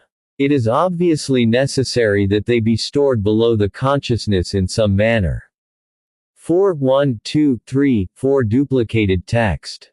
Typesetting error in original. 11. A certain condition of mind called telepathic sensitiveness makes possible the conscious perception and interpretation of the stored thoughts. Experience proves that the mind must be consciously withdrawn from sensory thoughts and made sensitive to the inner mind in order to raise telepathic messages to consciousness. 12. Telepathic sensitiveness changes the relation of the conscious and subconscious minds. Telepathic sensitiveness affects only the relation of the conscious and subconscious minds is illustrated by the fact that messages received at one time can be interpreted at another. Also by the fact that telepathy is not a conscious faculty. It is implied by our assumption of subconscious receptivity to vibrations. 13. Telepathic sensitiveness does not affect the mind in its external relations with the objects and influences of its environment except that the attention is withdrawn from them. Is really a negative statement of the 12th. Since telepathic sensitiveness consists in opening the conscious mind to subconscious activities, it could not, of course, affect its relations with the outer world, except as it withdrew all attention from it. 14. Odd vibrations will produce the same conscious effect upon the mind of the receiver that they produce upon the mind of the producer, except as their interpretation is warped by an imperfect condition of telepathic sensitiveness. Conscious thought is the result of motion in ether, producing consciousness through the brain, depending for its nature upon the rate and intensity of this motion. Whenever the brain, through the etheric motions, is given any sort of motion, there will be produced a corresponding effect of consciousness. Therefore, when thought vibrations of a certain nature communicate their motion to the brain of the receiver, the resultant condition of consciousness will be the same to the receiver as the same motion originally caused in the mind of the producer. A faulty condition of telepathic sensitiveness might introduce certain elements of discord into the thought motion, tinging the message received with the receiver's own thought. Applies only to the raising of the thought to consciousness. We conceive that the message is really received in the subconscious receiver perfect and is warped only when it is in process of being raised to consciousness, although there might be some distortion below this. 15. An imperfect condition of telepathic sensitiveness will tend to mix the thought of the receiver with the thought of the sender, distorting the interpretation of the received thought. Is obvious from the foregoing explanation. 16. An imperfect condition of telepathic sensitiveness may cause a received thought to be interpreted in sensations, feelings or ideas. Nothing is more common than for our thoughts of things to arouse their accompanying sensations, as, when you sit in a train, looking out at another train which is just beginning to move on a parallel track, you appear to be moving and can feel the motion of the train, although you are standing still all the time. There is the same reaction to a thought received telepathically that there is to the idea created by false interpretation of sensory stimulation. 17. Telepathic sensitiveness is sometimes natural. Is proven by the fact that telepathic messages are often received without any unusual conditions or voluntary effort. 18. Telepathic sensitiveness can be cultivated where it is not natural. Common experience in teaching the art of sending and receiving telepathic messages proves this statement, making any explanations unnecessary. 19. Telepathic sensitiveness is best cultivated by exercises which tend to abstract one from conscious relation with his environment and produce a state of physical and mental relaxation. Since telepathic sensitiveness consists in withdrawing one's conscious attention from surroundings which will produce sensation, it naturally follows that exercises which promote this state are best adapted to its cultivation. Experience proves the theory. 20. While artificial telepathic sensitiveness is at first a slow and difficult process, training will enable. His last statement of our hypothesis is not hypothetical at all, but is a statement of actual results obtained by us in the work of teaching telepathy. Following the above statement of E. Weltmer hypothesis, Mr. Ernest Weltmer makes the following statement, and gives the following directions for E. Weltmer experiment. For the purposes of our experiment you need to learn to receive messages. It is also better for you to have this development before you try to take up the work necessary to the successful sending of them. Therefore, I shall give you instructions at present only in the cultivation of telepathic sensitiveness which is necessary to the conscious interpretation of telepathic messages received by the subconscious mind.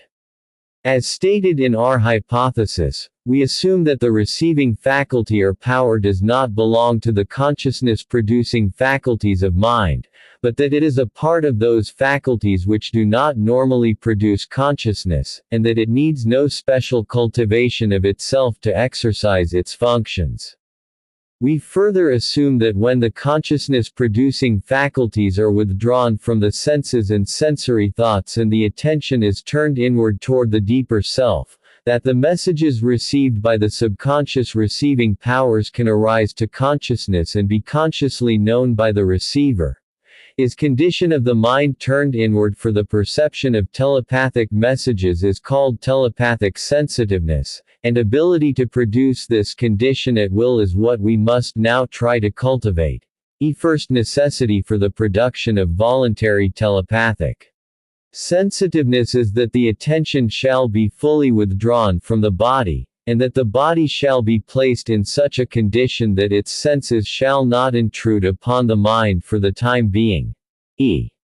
Physical condition that most fully ensures these results is that of perfect relaxation of the body and an equal relaxation of the mind in its relation to the body and things concerning it.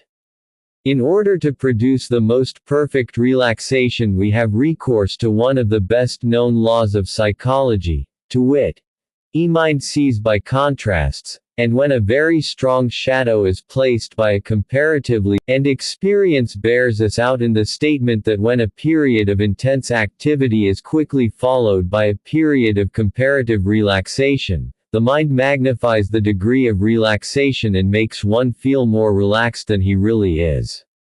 Here another law of psychology is brought into play, to wit, body reacts to the mental conditions and expresses as fully as possible the thoughts in the mind. Therefore, when we produce a feeling of relaxation the body quickly follows the feeling with the actual condition. We apply these principles with the same beneficial results. Following is the manner of application. Application. After having read the foregoing carefully, go into your room alone, if possible, and having prepared your bed or easy chair so that you may lie or sit at ease and comfort, take this exercise, either sitting up or lying down, or even standing.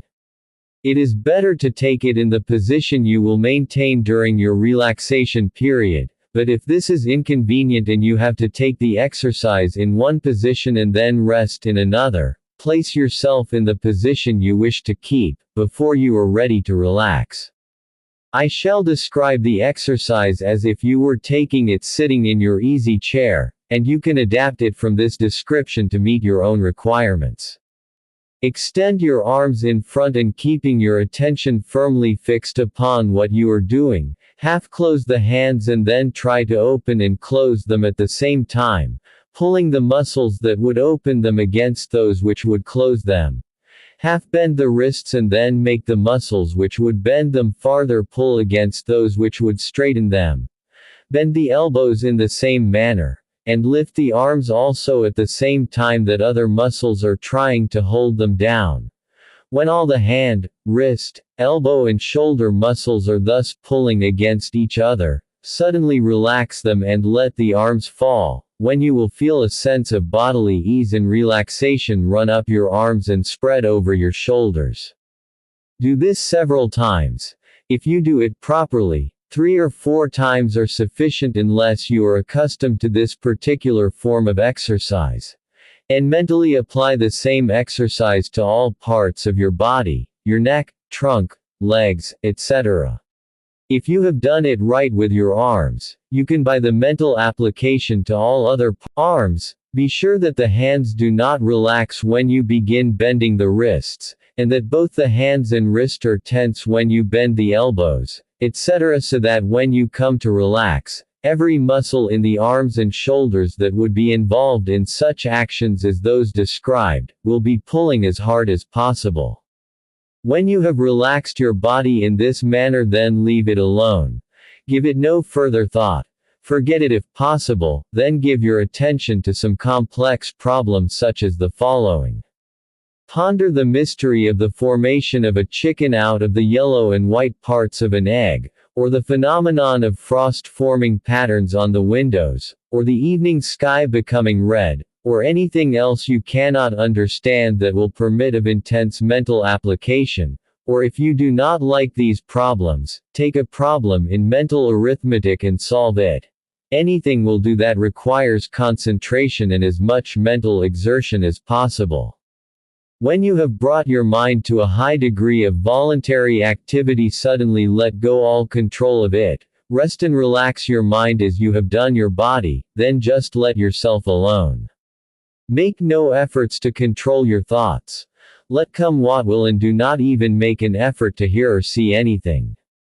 Just relax. If you go to sleep, that will not matter. You will awake after a time, and even if you do sleep all night, that is all right.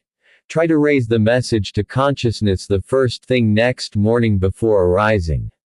It would be well if you would practice this exercise every day, making no effort to receive anything, however, except on the nights set for the tests. You can in this manner make more rapid progress than if you practice only once a week at the time when you wish to receive a message. Every time that you practice the exercise, read the hypothesis and instructions fully, thinking of their meaning as closely as if you had never seen them before, and concentrate the whole of your attention on the exercises you are practicing. Be careful to avoid any perfunctory performance of any part of these instructions. The thought that you put into it is what will count for you. Directions for FHE experiment. Every URS day-night, as long as the experiment is continued, which will be during the whole of the coming winter, at any rate, from 9 to 9:30, Standard or Railroad Time, Central Time, Professor S. A. Weltmer will send a message from here to all the receivers who are enrolled in the experiment. At that time you should make yourself receptive and try to receive the message he sends. If you live in Eastern Time, you should take the time from 10 to 10:30 for relaxation. If you live in Atlantic or Intercolonial Time, from 11 to 11:30, or if this hour is too late for you, relax when you are ready for bed, and then, next morning before arising, try to receive the message which has been stored in your deeper mind. If you live west of Nevada, Missouri, and your time is Western or Mountain Time, you should relax from 8 to 8:30. If Pacific Time, from 7 to 7:30, in order to be waiting at the time that the message is being sent. Remember that we are using only Standard Time, which is the same as Railroad Time and often very different from Sun Time. Receivers living in foreign countries can adapt the time they use to this, using mean Sun Time, which will be approximately correct. As soon as you receive a message, write out a report of it. Be sure to report, even if you do not get anything. But there is no chance that you will fail to get something if you will follow directions, and that something may be the message. You must learn to distinguish what is the message and what is not, and the reports you make will help you in this. Is one of the most difficult things you will have to learn, and you cannot be too careful about reporting properly. Many people get the message correctly every time but do not know how to recognize it. Is something that you will have to learn largely through experience, by comparing your experiences while relaxed with the reports you send in and the messages sent to you. In this way you can see where you have been making your mistakes and learn to know what is from the outside and what is from the sender of the message. While As I have said, experience will have to be your teacher in this. There are several ways in which you can identify telepathic messages with a fair chance of success. For instance, they will not be associated with any of the other thoughts which have previously been in your mind. They will impress you as unfamiliar, will be more or less persistent, will bring a feeling of association with the sender, making you, if you are very sensitive, feel the sender's presence. When you have a thought that brings a feeling of the sender's presence, that will be the message. Or, if you can learn to know just when you have become thoroughly sensitive, when the warm glow of awakening health goes all over your body, and will then pick out your first impression, it will often be the right one.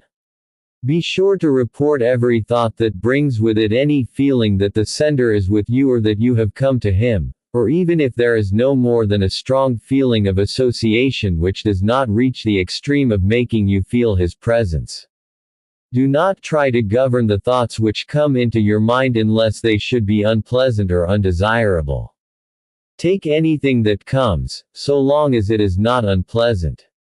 But, do not under any circumstances accept anything that is in any sense unpleasant, for we shall send nothing of the kind, and you must learn to protect yourself against the reception of anything of this kind that you may receive from any other source.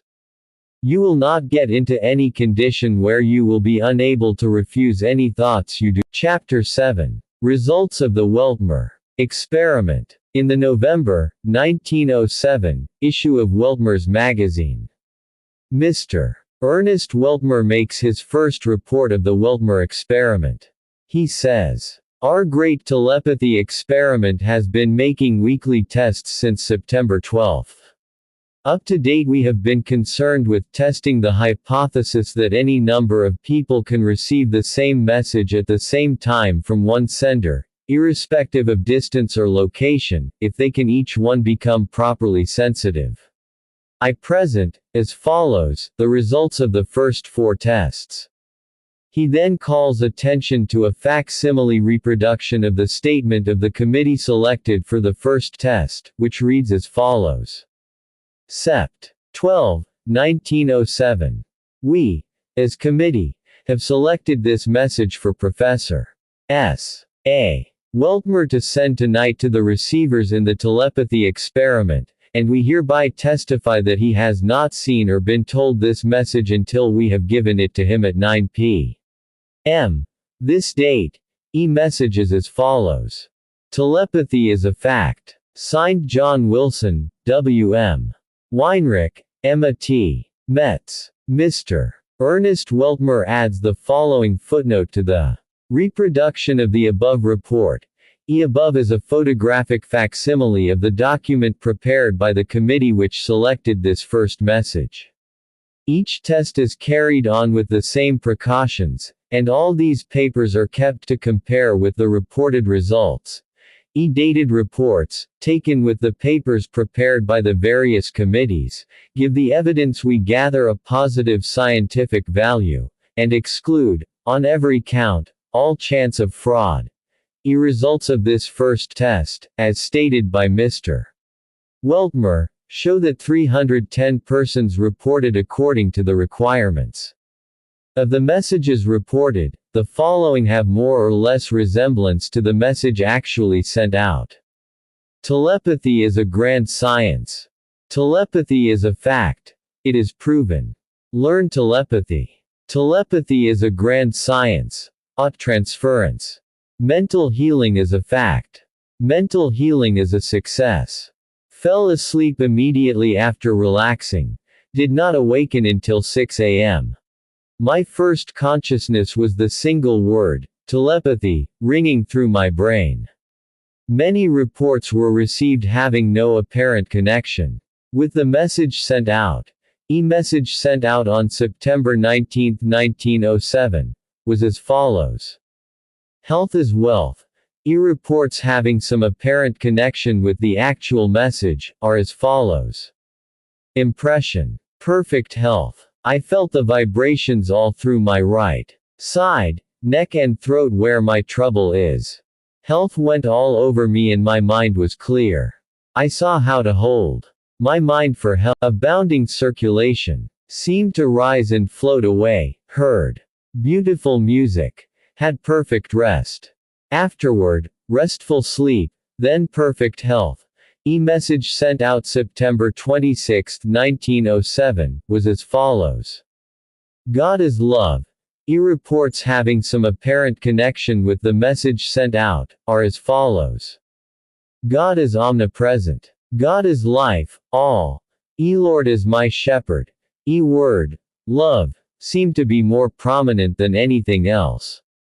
Except beautiful flowers. Love rules. E-message sent out October 3, 1907, was as follows. I smell a rose. Following reports seem to have some connection with the message. No message, but an odor. Smelled the odor of fever bush. I clearly saw Mr. Ernest Weltmer at his desk with his face buried in some beautiful pink roses. His whole attention seemed given to the act of smelling the largest one in the vase. I had the impression of the odor while I was looking at them, and Mr. Weltmer was followed by a distinct impression of seeing you at your office sniffing the odor of some fluid substance in the tiny bottle which you held in your hands. Referring to this last mentioned report, Mr. Ernest Weltmer states that she describes very well both my father and myself as we sent the message, he with 2 vials of rose perfume and I with a vase of large pink roses. E-message sent out October 10, 1907, was as follows. A wise head carries a still tongue. E-reports having some apparent connection with the message sent out are absent in this test. E-message sent out October 17, 1907, was as follows. I am hopeful, I am growing strong. Is test also, failed to bring satisfactory reports. E-message sent out October 24, 1907, was as follows. I have cast fear out of my life and now trust the law of my being. Is test also failed to bring satisfactory reports. E-message sent out October 31, 1907, was as follows. I dwell in love. About the only report seeming to have any connection with the message was one as follows. I do not know how to describe it except as a feeling of glory filled my being, filling me with strength and power, and love for everybody. January, 1908, issue of Weltmer's magazine continues the report of the experiment. E-message sent out November 21, 1907, was as follows. Love and hope. E-reports having apparent connection with the message. E-message sent out November 28, 1907, was as follows. Joy. Mr. Ernest Weltmer states in connection with this particular test that there seemed to be a total lack of receptivity all around. There were very few who reported receiving any message at all, perhaps because they did not try. Was probably due to the fact that it was forget entirely, had their minds so occupied with thoughts of the occasion that they were unable to concentrate on the experiment. E-message sent out December 5, 1907, was as follows. Relax, the country is safe. E-reports having an apparent connection with the message are as follows. I saw a large crowd. I felt the presence of many persons. We are the happiest people on earth. Learn to relax and good will follow. E-message sent out December 12, 1907, was as follows. Fear not. All is well. E-reports having some apparent connection with the message are as follows. Fear not. All is well. Fear not. All is well. Fear not. All is well. Fear not, little flock. I need fear no evil. I thought I was in a crowd of people and there was some trouble, and I said to one fellow, don't be afraid. It will be all right soon, but we took no part. February, 1908, issue of Weltmer's magazine continues. The report of the experiment. E-message sent out December 19, 1906. Peace be unto all. Peace be to all. Peace to all. Peace be unto thee. Health, happiness, health to thee. Telepathy, peace be unto you. Peace and good unto all men. In addition, 19 reported some variation of peace on earth. Goodwill to men. 6 reported some variation of peace, be still. And 25 reported some other form of peace message. Mr. Ernest Weltmer reported of this particular test that altogether there was 11% of the reports which gave some part, or all, of the message. E-message sent out December 26, 1907, was as follows. A Happy New Year to all. E-reported results are as follows. A Happy New Year to all. A Happy New Year to all. A Happy New Year to all. Happy New Year to all. Cheer and a Happy New Year unto all. I wish you all a Happy New Year. A Happy New Year. In addition, there were 15 other reports in which some form of New Year message was mentioned, although many attributed this thought to the associations of the season. E-message for January 2, 1908, was as follows. Prosperity awaits you. E-reported results are as follows. Happiness and prosperity to all. Success and pleasure to all, and a brighter time coming to all. Success in my efforts is a magnetic healer. Success to all. A thought of peace and health to all, and then a prosperous new year. Success to all. Will be results of the Weltmer experiment. Success for all. Success unto all. In addition, there were 14 who seemed to get the idea pretty well, but did not express it in the proper words. March 1908 issue of Weltmer's magazine continues the report of the experiment. E-message sent out January 9, 1908, was divided into 3 parts, regarding which change Mr.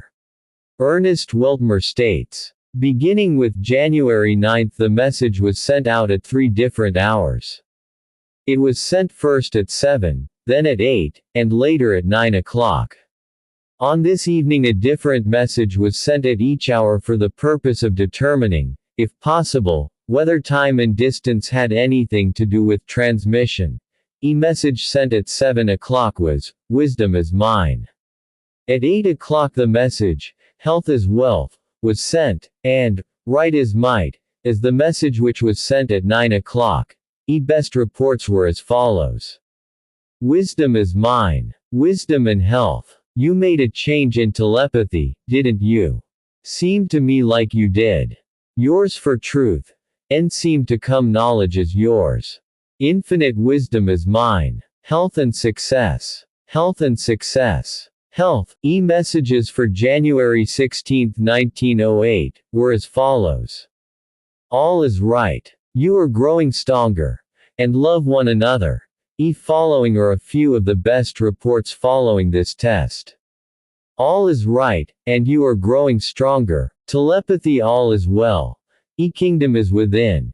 Recognition of that power gives me great peace. All is well. Is report was sent in by 6 persons. All is good. Is report sent in by 4 persons. Everything is okay. I am all right and growing stronger. E-messages sent out on January 23, 1908, were as follows. We are encouraged. I will succeed. And telepathy will win. E-reports regarding the first message were very vague, but these relating to the second and third are much clearer, as will be seen below. I will succeed. Success will crown you. You will rise or succeed. You shall receive that which you are striving for. Success is yours. Success. Sure. Telepathy will have success. Telepathy is proven. Telepathy is beneficial. Telepathy is a success. E-messages sent out on January 30, 1908, were as follows. Mental healing has come to stay. Rejoice with me, and all is yours.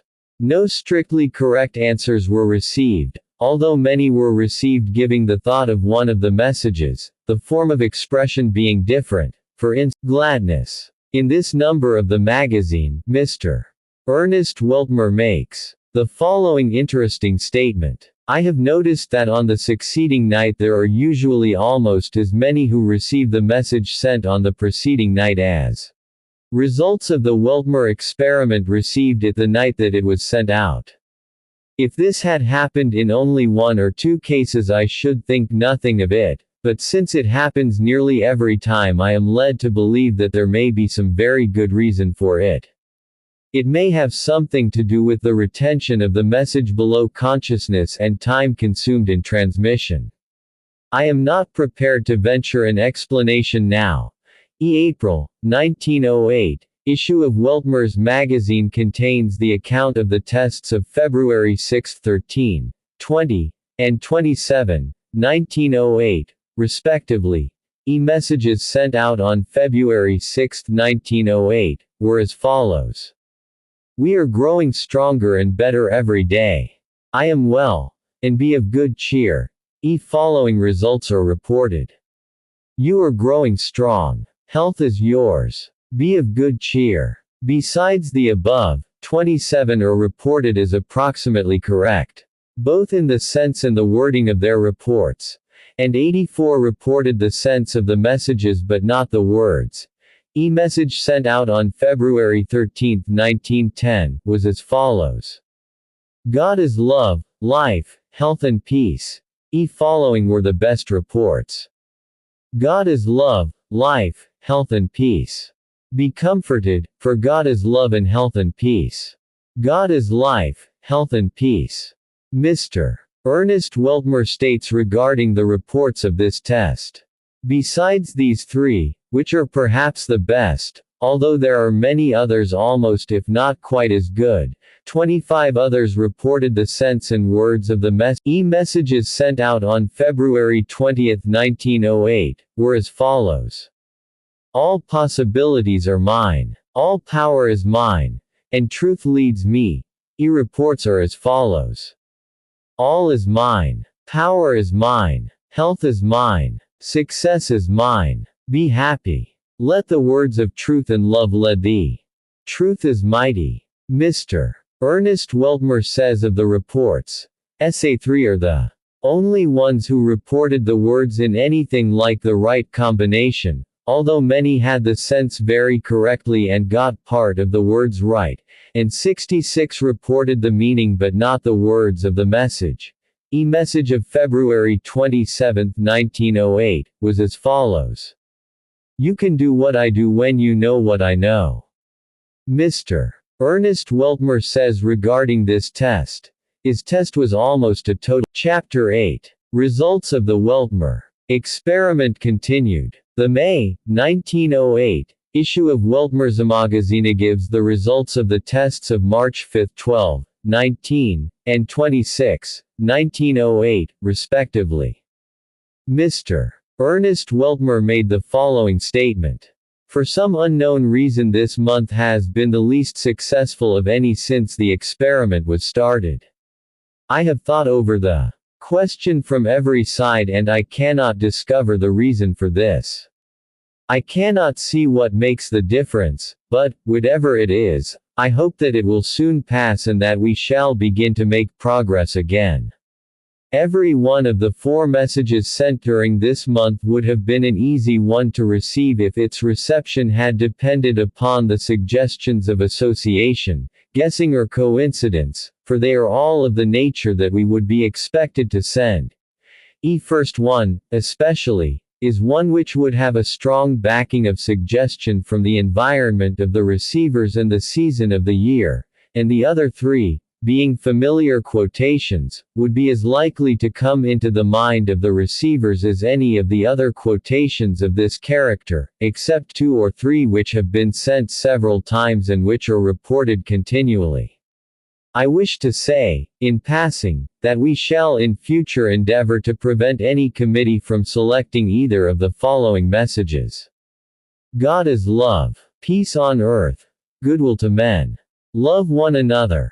And if anyone receives any one or all of these messages, as so many are in the habit of doing, they may be sure that they are suggested by their own expectations and suggestions of associations of ideas and are not true telepathic messages.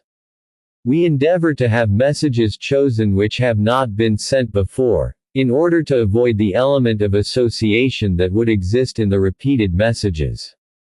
I interject this note in this place for the benefit of those receivers who continue to report the messages mentioned, that we shall shortly discover the cause for our late failures and achieve a much greater success than ever before. I am confident. I am in greater hopes than ever before, as I have said, because I am more certain that our successes have been due to telepathy and nothing else. I am in greater hopes than ever that we shall prove our hypothesis that one receiver can send the same message to any number of people at the same time. Single quote. E-message sent out March 5, 1908, was as follows. Awake with spring to new life. Not one reported the correct answer, and only 3 reports even faintly hinted at the meaning of the message. E-message sent out March 12, 1905, was as follows. No. E-self. E-results were but a shade better than those of the previous week. E-message sent out March 19, 1908, was as follows. Life is real. Life is earnest. None seemed to receive it correctly, although almost 1.5% of those reporting seemed to. E-message sent out March 26, 1908, was as follows. Truth is mighty and will prevail. One person, living in the state of Washington, reported the message correctly, and 5 others seemed to. June, 1908, issue of Weltmer's magazine contained the results of the tests of April 2, 9, 16 and 23. 1908, respectively. E-message of April 2, 1908, was Have courage. You can win. E-record shows that 35 reports were received indicating that the meaning had been received, although not in the exact words of the message. Some of the best reports are given below. Success is certain. You cannot fail. Be of good courage. You will succeed. E-message sent out April 9, 1908, was as follows. Be cheerful, hopeful and happy. 1 report was received in the exact words of the message. 1 giving the words cheerful and happy, and 15 giving the idea in whole or in part, but not in the same words in which it was sent. E-message sent out April 16, 1908, was as follows. Kindness is godliness. 1.5% of the reports received were in some degree correct, although no absolutely correct report was received. Following indicate the in some degree correct answers. Be kind to every living thing. Be merciful, kind and true-hearted. E-message sent out April 23, 1908, was as follows. In our own unfettered hands lies our eternal destiny. A number seemed to catch the general spirit of the message, but none reported it with a sufficient degree of correctness to justify a correct mark. In the July, 1908, issue of Weltmer's magazine, the following statement of Mr. Ernest Weltmer appeared. It was decided, on the 30th of April, to make a change in the telepathy experiment for the purpose of determining whether our lack of success was not due, in part, at trying to send. E-committee was instructed to choose in the place of the usual sentence, some simple geometrical design, the idea of which the sender was to transmit to the receivers without their knowing that any change had been made. E-design selected was a drawing of a small flag, and when this was given to Professor Weltmer, the sender, he added to it a small cross. Following reports relating to this test were received. I saw a ship passing near shore. It was in a disabled condition. On the side to the shore was an enclosure painted white, with a key, point up. Drawing of the key accompanied this report bears a very strong resemblance to the small flag with swallow-tail ends, which was the design selected by the committee. I think I must have had a foretaste of the 4th of July, as all I could Make of the message this time was flags, boxes and the like. Cling to the cross as a symbol of Christ, the flag means peace. Several others reported that they had received geometrical figures. On May 7, 1908, the committee selected a design of two circles connected by a straight line, the figure resembling the familiar dumb bell. Following were the only reports received having any apparent resemblance to the selected design. Tadpole. Two men facing each other with something between them. Pair of balances. A pink oblong breast pin. On May 14, 1908, the committee selected the figure of a crescent. Following reports were considered to have an apparent relation to the design selected. A mark in the shape of a rainbow. A square, and yellow crescent. On May 21, 1908, the committee selected the figure of an anchor. Following reports have a close relation to the selected design. An anchor. An anchor with motto, health and happiness. Hope is an anchor of the soul. I saw a sailor casting an anchor which seemed like flame. August issue of Weltmer's magazine, 1908, contains the report of the tests of May 28, June 4, 11, and 18, 1908, respectively. Design selected May 28, 1908, was a triangular-shaped geometrical form, which might also be described as a tripod or an arrow-shaped figure. Following reports indicate a relation to the selected design. A triangle about 5 inches from corner to corner. Triangle with circle through it. A plowshare. An arrow. On June 4, 1908, the design selected was a double triangle. Arranged in the form of a 6-pointed star. Following reports indicate a relation to the selected design. Looking through an instrument at the stars. Star and ring. Sky was full of stars and then everything was so bright. A big bright star. A beautiful forest. Sky was apparently aflame. Stars appeared in the flame and seemed near the earth. On June 11, 1908, the design selected a large steel square and it seemed that I was holding it in my hand. It seems the figure must have been an angle of some kind. Diamond or square seemed to give the deepest impression. Letter, L. On June 18, 1908, the design selected was a circle. Following reports indicate a relation to the selected design. Circle with a dot at its center. Circle. Circle. A circle of bright spots. A whirling circle of vibratory force which took the form of a funnel.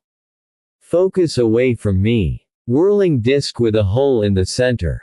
A number of others reported a ball or similar object. September, 1908, issue of Weltmer's magazine contains the report of the tests of June 25, July 2, 9, 16 and 23, 1908, respectively. Of the test of June 25, 1908, Mr. Ernest Weltmer states, on the night of June 25, Professor Weltmer was attending a meeting of the Ohio Association of Suggestive Therapeutics in Columbus, Ohio. When the time came to send the message he was speaking to the convention. He had decided before going onto the platform that he would impress upon the minds of the receivers the sight of his hand, with all the fingers closed except the index finger, which would be pointing. His thought was kept in mind more or less during the progress of his speech, and when he had finished he felt that many should have two hands holding a vase. Several others reported that they had received an impression of Professor Weltmer addressing a number of persons. On July 2, 1908, the design selected was the capital letter A. Reported results of this test are as follows. Saw the letter A stand out in bold relief, and A, B, after. Mr. Ernest Weltmer adds, is the only one who reported the letter A but there were many who sent drawings of triangles which were so like it in form as to be almost successes. On July 9, 1908, the design selected was somewhat complicated, being a large circle in the center of which was a square, a cross being drawn over the square and extending to the circumference of the circle. Reported results were as follows. A strong impression of a square and two circles. A circle the size of a silver dollar, the inside filled with designs of something I had never seen. Several times this design, a circle enclosing a cross, came to my mind. Received the picture in white of a Maltese cross and dreamed of a ring. Fell asleep and dreamed of a circle with dots in the ring. 1 July 16, 1908, the design selected was a wheel within a wheel. Reported results are as follows. I saw a circle and the letter X. A circle inside of a circle, connected at four opposite points. A series of circles something like that accompanied telepathy. On July 23, 1908, the committee again resumed the word message, and the following message was sent out. Determination conquers difficulties. Reported results follow. Air was such a quiet and peaceful wave, and determination on my part to conquer. Others reported the general meaning of the message, but in different words and forms of expression. October, 1908, issue of Weltmer's magazine contains the report of the tests of July 30, August 6, 13, 20, and 27, 1908, respectively. Following message was sent out July 30, 1908. When in doubt, say, I can. One report gave the exact words, but Mr. Ernest Weltmer hesitated to admit the report owing to the fact that the postmark on the report was blurred. A number of others reported the general sense of the message, but in other words, message for August 6, 1908, was as follows. Courage. Results are as follows. Courage, fear not. Courage, never give up, or courage. I heard the word courage, but could distinguish nothing more. Courage. Be not discouraged. Message for August 13, 1908, was as follows. Every act is an act of faith. Following results were reported. Faith is the basis of all actions. Faith is dynamic. Message for August 20, 1908, was as follows. Faith brings knowledge. Mr. Ernest Weltmer considered this test a complete failure, as out of 363 reports received, only 2 could be judged to show any particular sensitiveness. Message of August 27, 1908, was as follows. Faith is belief in action. His test was also a failure, as only 3 showed any great degree of sensitiveness and none reported the message correctly. November, 1908, issue of Weltmer's magazine contained a report of the tests of September 3, 10, 17, and 24, 1908, respectively. Message of September 3, 1908, was as follows. I can and I will do it now. Results were as follows. I can and I will do it. I can do what I will. What you will to do you can do. Message of September 10, 1908, was as follows. I will find a way or make one. 2 persons reported the message in the exact words. Many others reported the meaning, expressed in other words.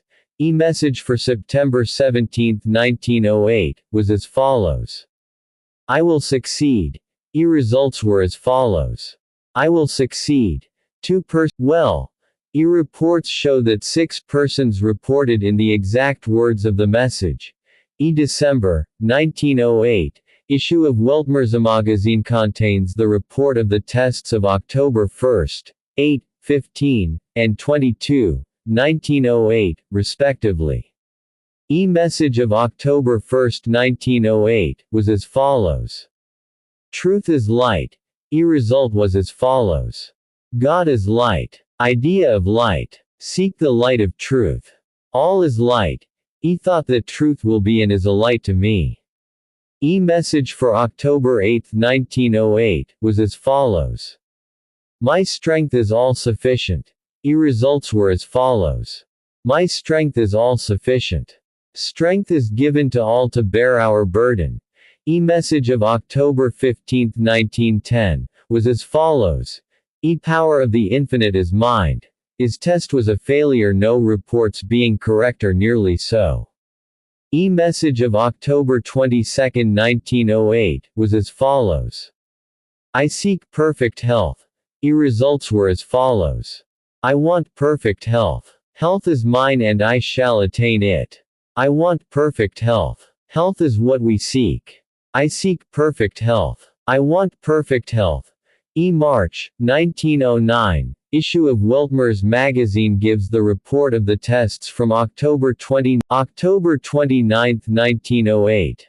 Message. Life's music is health. One report was in the exact words of the message, and one other nearly so life, music and health. November 5, 1908. Message. All is well, be content. 15. Reports were November 12, 1908. Message. Love toward all things warms my heart. His test was a failure, not one report being correct. November 19, 1908. Message. I am one with all love and power. Two reports were received nearly correct, as follows. I am one with all power. And I am love, I am power, I am health, I am strength. November 26, 1908. Message. I am able to do anything I want to do. Two reports were correct, which was deemed remarkable, considering the length of the message. December 3, 1908. Message. I am filled with good cheer. None reported correctly. December 17, 1908. Message. I love my fellow men because I can. One report approximately correct. December 24, 1908. Message. I wish that every person in the world could know the Christ within themselves. One person reported in almost the exact words. December 31, 1908.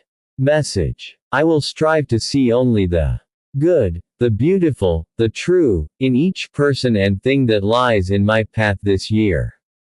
Mr. Ernest Weltmer says, regarding this test, strange to say, two of the receivers reported this message correctly. That is, they gave its sense and the larger part of its wording. January 7, 1909. Message. I live and love because I can. One person reported the message approximately correctly. January 14, 1909. Message. He who loves his fellow man is loving God the holiest way he can. None reported correctly. January 21, 1909. Message. Mind is the only power, and thought the only force in the universe. One person reported correctly. January 28, 1909. Message. It rained today. 3 persons reported correctly. February 4, 1909. Message. I will be Nuot magazine. The telepathy department being continued. E-reports of the experiment continued during the year of 1909, and into 1910, and is still in operation at the date of the present writing July, 1910. But as the results are practically the same as those reported in the preceding chapters, it seems useless to recount the tests at further length. While the scientific investigator may feel constrained to hold that any experiment conducted with a large number of people in all parts of the country must, of necessity, lack some of the rigid conditions of the tests of the psychological laboratory, and be open to the danger of deception on the part of the recipients, nevertheless the results of the Weltmer experiment must be seriously and thoughtfully considered by all investigators of the subject. It is the first experiment along this particular phase of telepathy, and the particular advantages possessed by the experimenters. The established circle of readers, students, and patients must be taken into account. 1. Reading over the detailed reports issued from month to month by Mr. Ernest Weltmer, is struck by the spirit of frankness and fairness manifested by that gentleman. He refuses to accept reports when there is a possibility of doubt, and often decides cases against the success of the experiment when others might have admitted the proof. He reports complete failures as readily as he does those of marked success, and in every way gives evidence of the possession of the scientific spirit and the love of truth, rather than of the desire to make good at any cost. In the opinion of the writer, the messages of the committee were often poorly selected, in many cases being too involved or complicated, and often far too long, is particularly true of some of the later messages. It would seem that words indicating some particular and clear concept, such as courage, love, strength, health, or those indicate thing that lies in my path this year, or I wish that every person in the world could know the Christ within themselves, is last mentioned class of messages is, in fact, decidedly unfair to the receivers, and to the experiment. Weltmer experiment will probably be followed by others along the same general lines. Considerable space has been given to them in this little book, that others may profit by the strong points and avoid the weak points indicated by the reports, and also that a permanent record of the tests may be had. Weltmer experiment is the pioneer which is blazing a path through the woods, along which path others may follow in the future. It is to be hoped that those who follow will remember to give full credit to the pioneer. Chapter 9. The Theories. It has been well said that eories are but mighty soap bubbles, with which the grown-up children amuse themselves. Too many thinkers devote so much time to the creation and support of theories that they lose sight of the real facts lying around loose on every side of them. At the best, a theory should be regarded as but a working hypothesis, a supposition or principle assumed or taken for granted in order to draw a conclusion or inference of the point in question, a theory assumed to account for something not understood. As Omas L. Harris has said, simple peasant who observes a truth, and from the fact deduces principle, adds solid treasure to the public wealth, theorist who dreams a rainbow dream, and calls the hypothesis philosophy, at best is but a paper financier who palms his specious promises for gold. Facts are the basis of philosophy. Philosophy the heart, and so it is in relation to the facts of telepathy.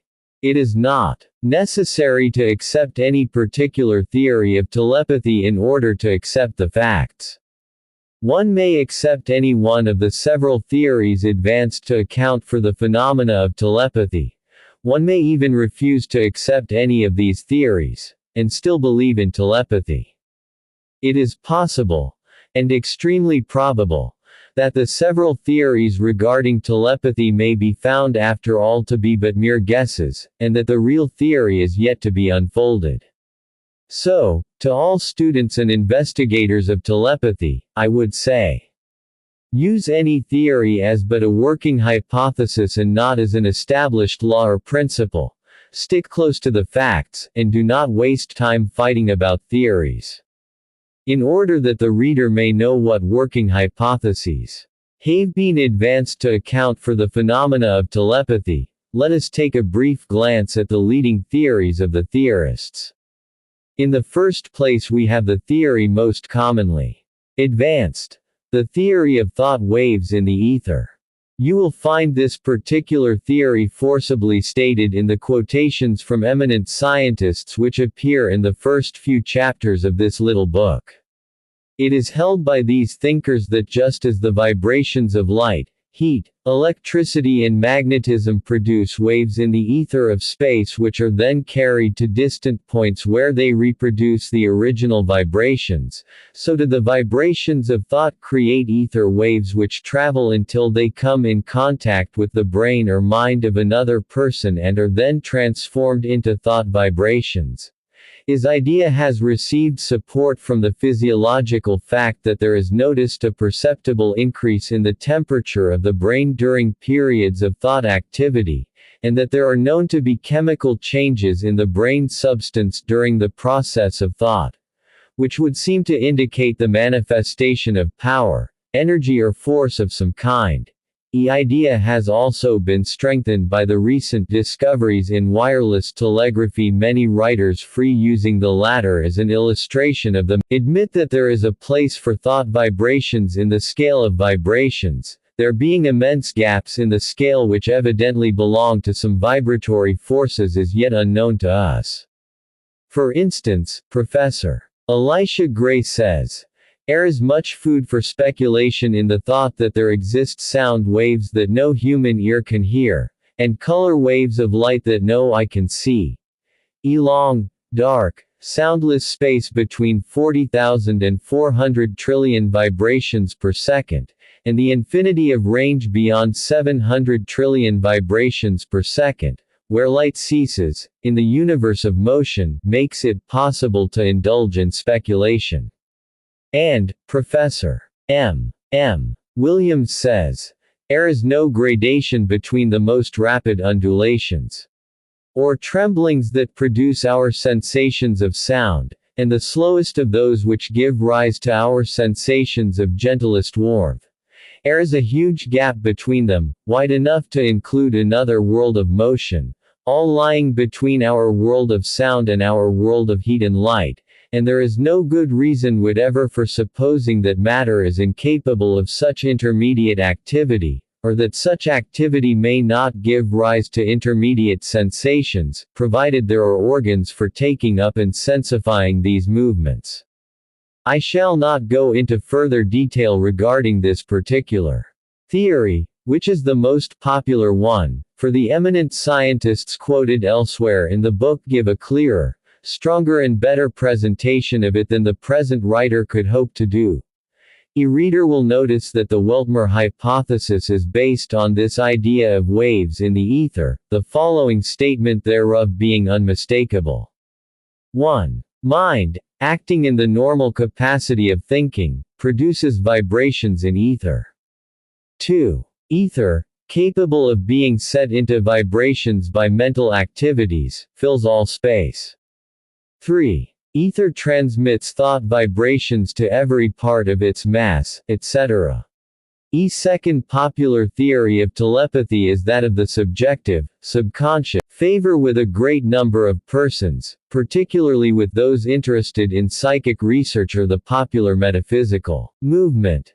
His theory is based upon the hypothesis that 1. There exists in each individual a mind or phase of mind below the threshold of consciousness, and 2. That this below consciousness mind of each individual is in psychic touch and connection with the similar mind of each and every other individual, and 3. That, therefore, there must be natural communication between the below consciousness minds of individuals, without necessity for thought waves in the ether, the means and principles of such communication belonging to metaphysics rather than to physics and therefore not coming under the physical laws governing matter and force.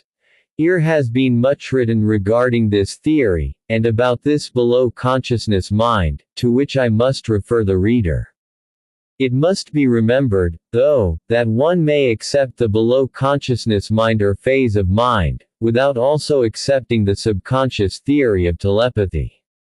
Nor is it necessary to ignore the subconscious even while accepting the thought wave theory.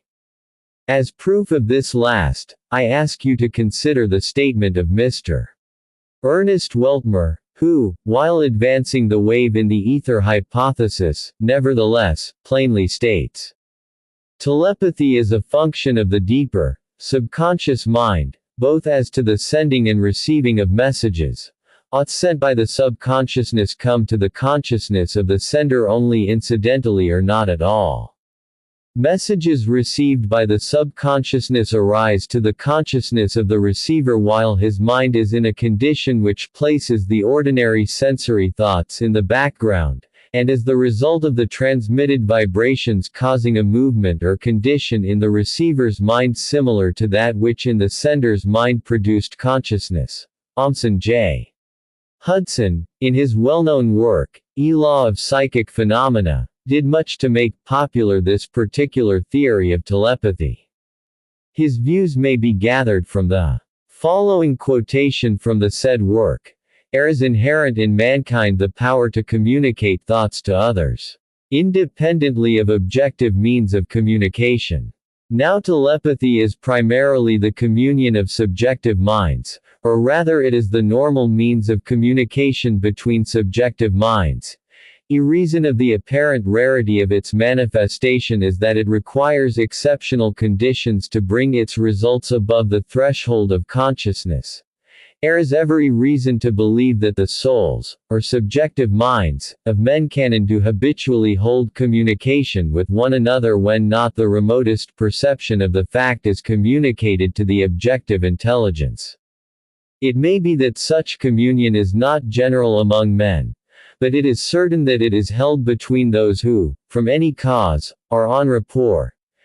Facts recorded by the Society for Psychical Research demonstrate that proposition, as near relatives are oftenest found to be in communion, as is shown by the comparative frequency of telepathic communications between relatives, giving warning of sickness or of death. Next in frequency are communications between intimate friends. Communications of this character between comparative strangers are apparently rare. Of course, the only means we have of judging these things is by the record of the cases in which the communications have been brought to the objective consciousness of the percipients. From these cases it seems fair to infer that the subjective minds of those who are deeply interested in one another are in habitual communion, especially when the personal interest or welfare of either agent or percipient is at stake. Be this as it may, I ascertain that telepathic communication can be established at will by the conscious effort of one or both of the parties, even between strangers. Experiments of the society above named have demonstrated this fact. It will be assumed, therefore, for the purposes of this argument, that telepathic communion can be established between two subjective minds at the will of either. This fact may not be perceived by the subject. Part of the percipient is the most favorable condition for the reception of telepathic impressions or communications. It needs no argument to establish the truth of this proposition. It is universally known to be true, by all who have given the slightest attention to psychological science, that passivity on the part of the subject is the primary condition necessary for the production of any psychic phenomenon. Passivity means simply the suspension of the functions of the objective mind for the time being, for the purpose of allowing the subjective mind to receive impressions and to act upon them. More perfectly the objective intelligence can be held in abeyance, the more perfectly will the subjective mind perform its functions. Third theory is held by a number of thinkers along these lines, more particularly by those who hold the philosophical view that there is a great universal mind principle in which the universe and all its constituent parts appear as ideas, images, or appearances. Granted this fundamental premise, it would naturally follow that there could be communication between particular centers of consciousness, or being, within that principle. Some have called this the circulation of mind. Such communication could be had without the necessity of waves in the ether, or any other material force, for there would be no need of any medium of communication other than mind itself. Of this universal mind principle, the present writer has said in another work, "In the depths of the ocean of mind there is quiet and calm and peace, the embodiment of latent power and potential energy. On its surface are ripples, waves, great movements of energy, currents, whirlpools, eddies, phases of fierce tempest alternating with phases of calm and quiet. And from the depths of that ocean of mind, all mental and physical power emerges, and to its bosom all must return. And in that ocean of mind there is an infinite store of energy, from which may be drawn that which the human sent, more properly to the field of philosophy and metaphysics than to that of psychology. I merely mention it here that it may be taken into consideration by those studying and investigating the phenomena of telepathy. But, after all, why dwell upon theories? Air is a great field of facts awaiting the investigator of telepathy. Surface has merely been scratched as yet. Pioneers have blazed a few paths, have made a few successes and a few failures, all of which will be of use to those who follow them.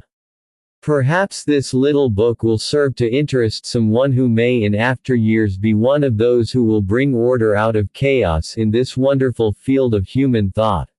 There is room for the earnest worker and investigator. We are as yet only in the kindergarten stage of telepathy. Next 20 years will witness great advances. In the meantime, let us think, study, investigate and experiment, if we wish. Let us regard theories as but temporary makeshifts, until they are proven to be laws or principles. Let us welcome truth wherever found. Let us care not for names and high-sounding claims, but be ever on the lookout for facts no matter by whom offered or by what name called. And, above all, let us keep the open mind and the disposition to grant a fair field, and no favor. In short, a square deal.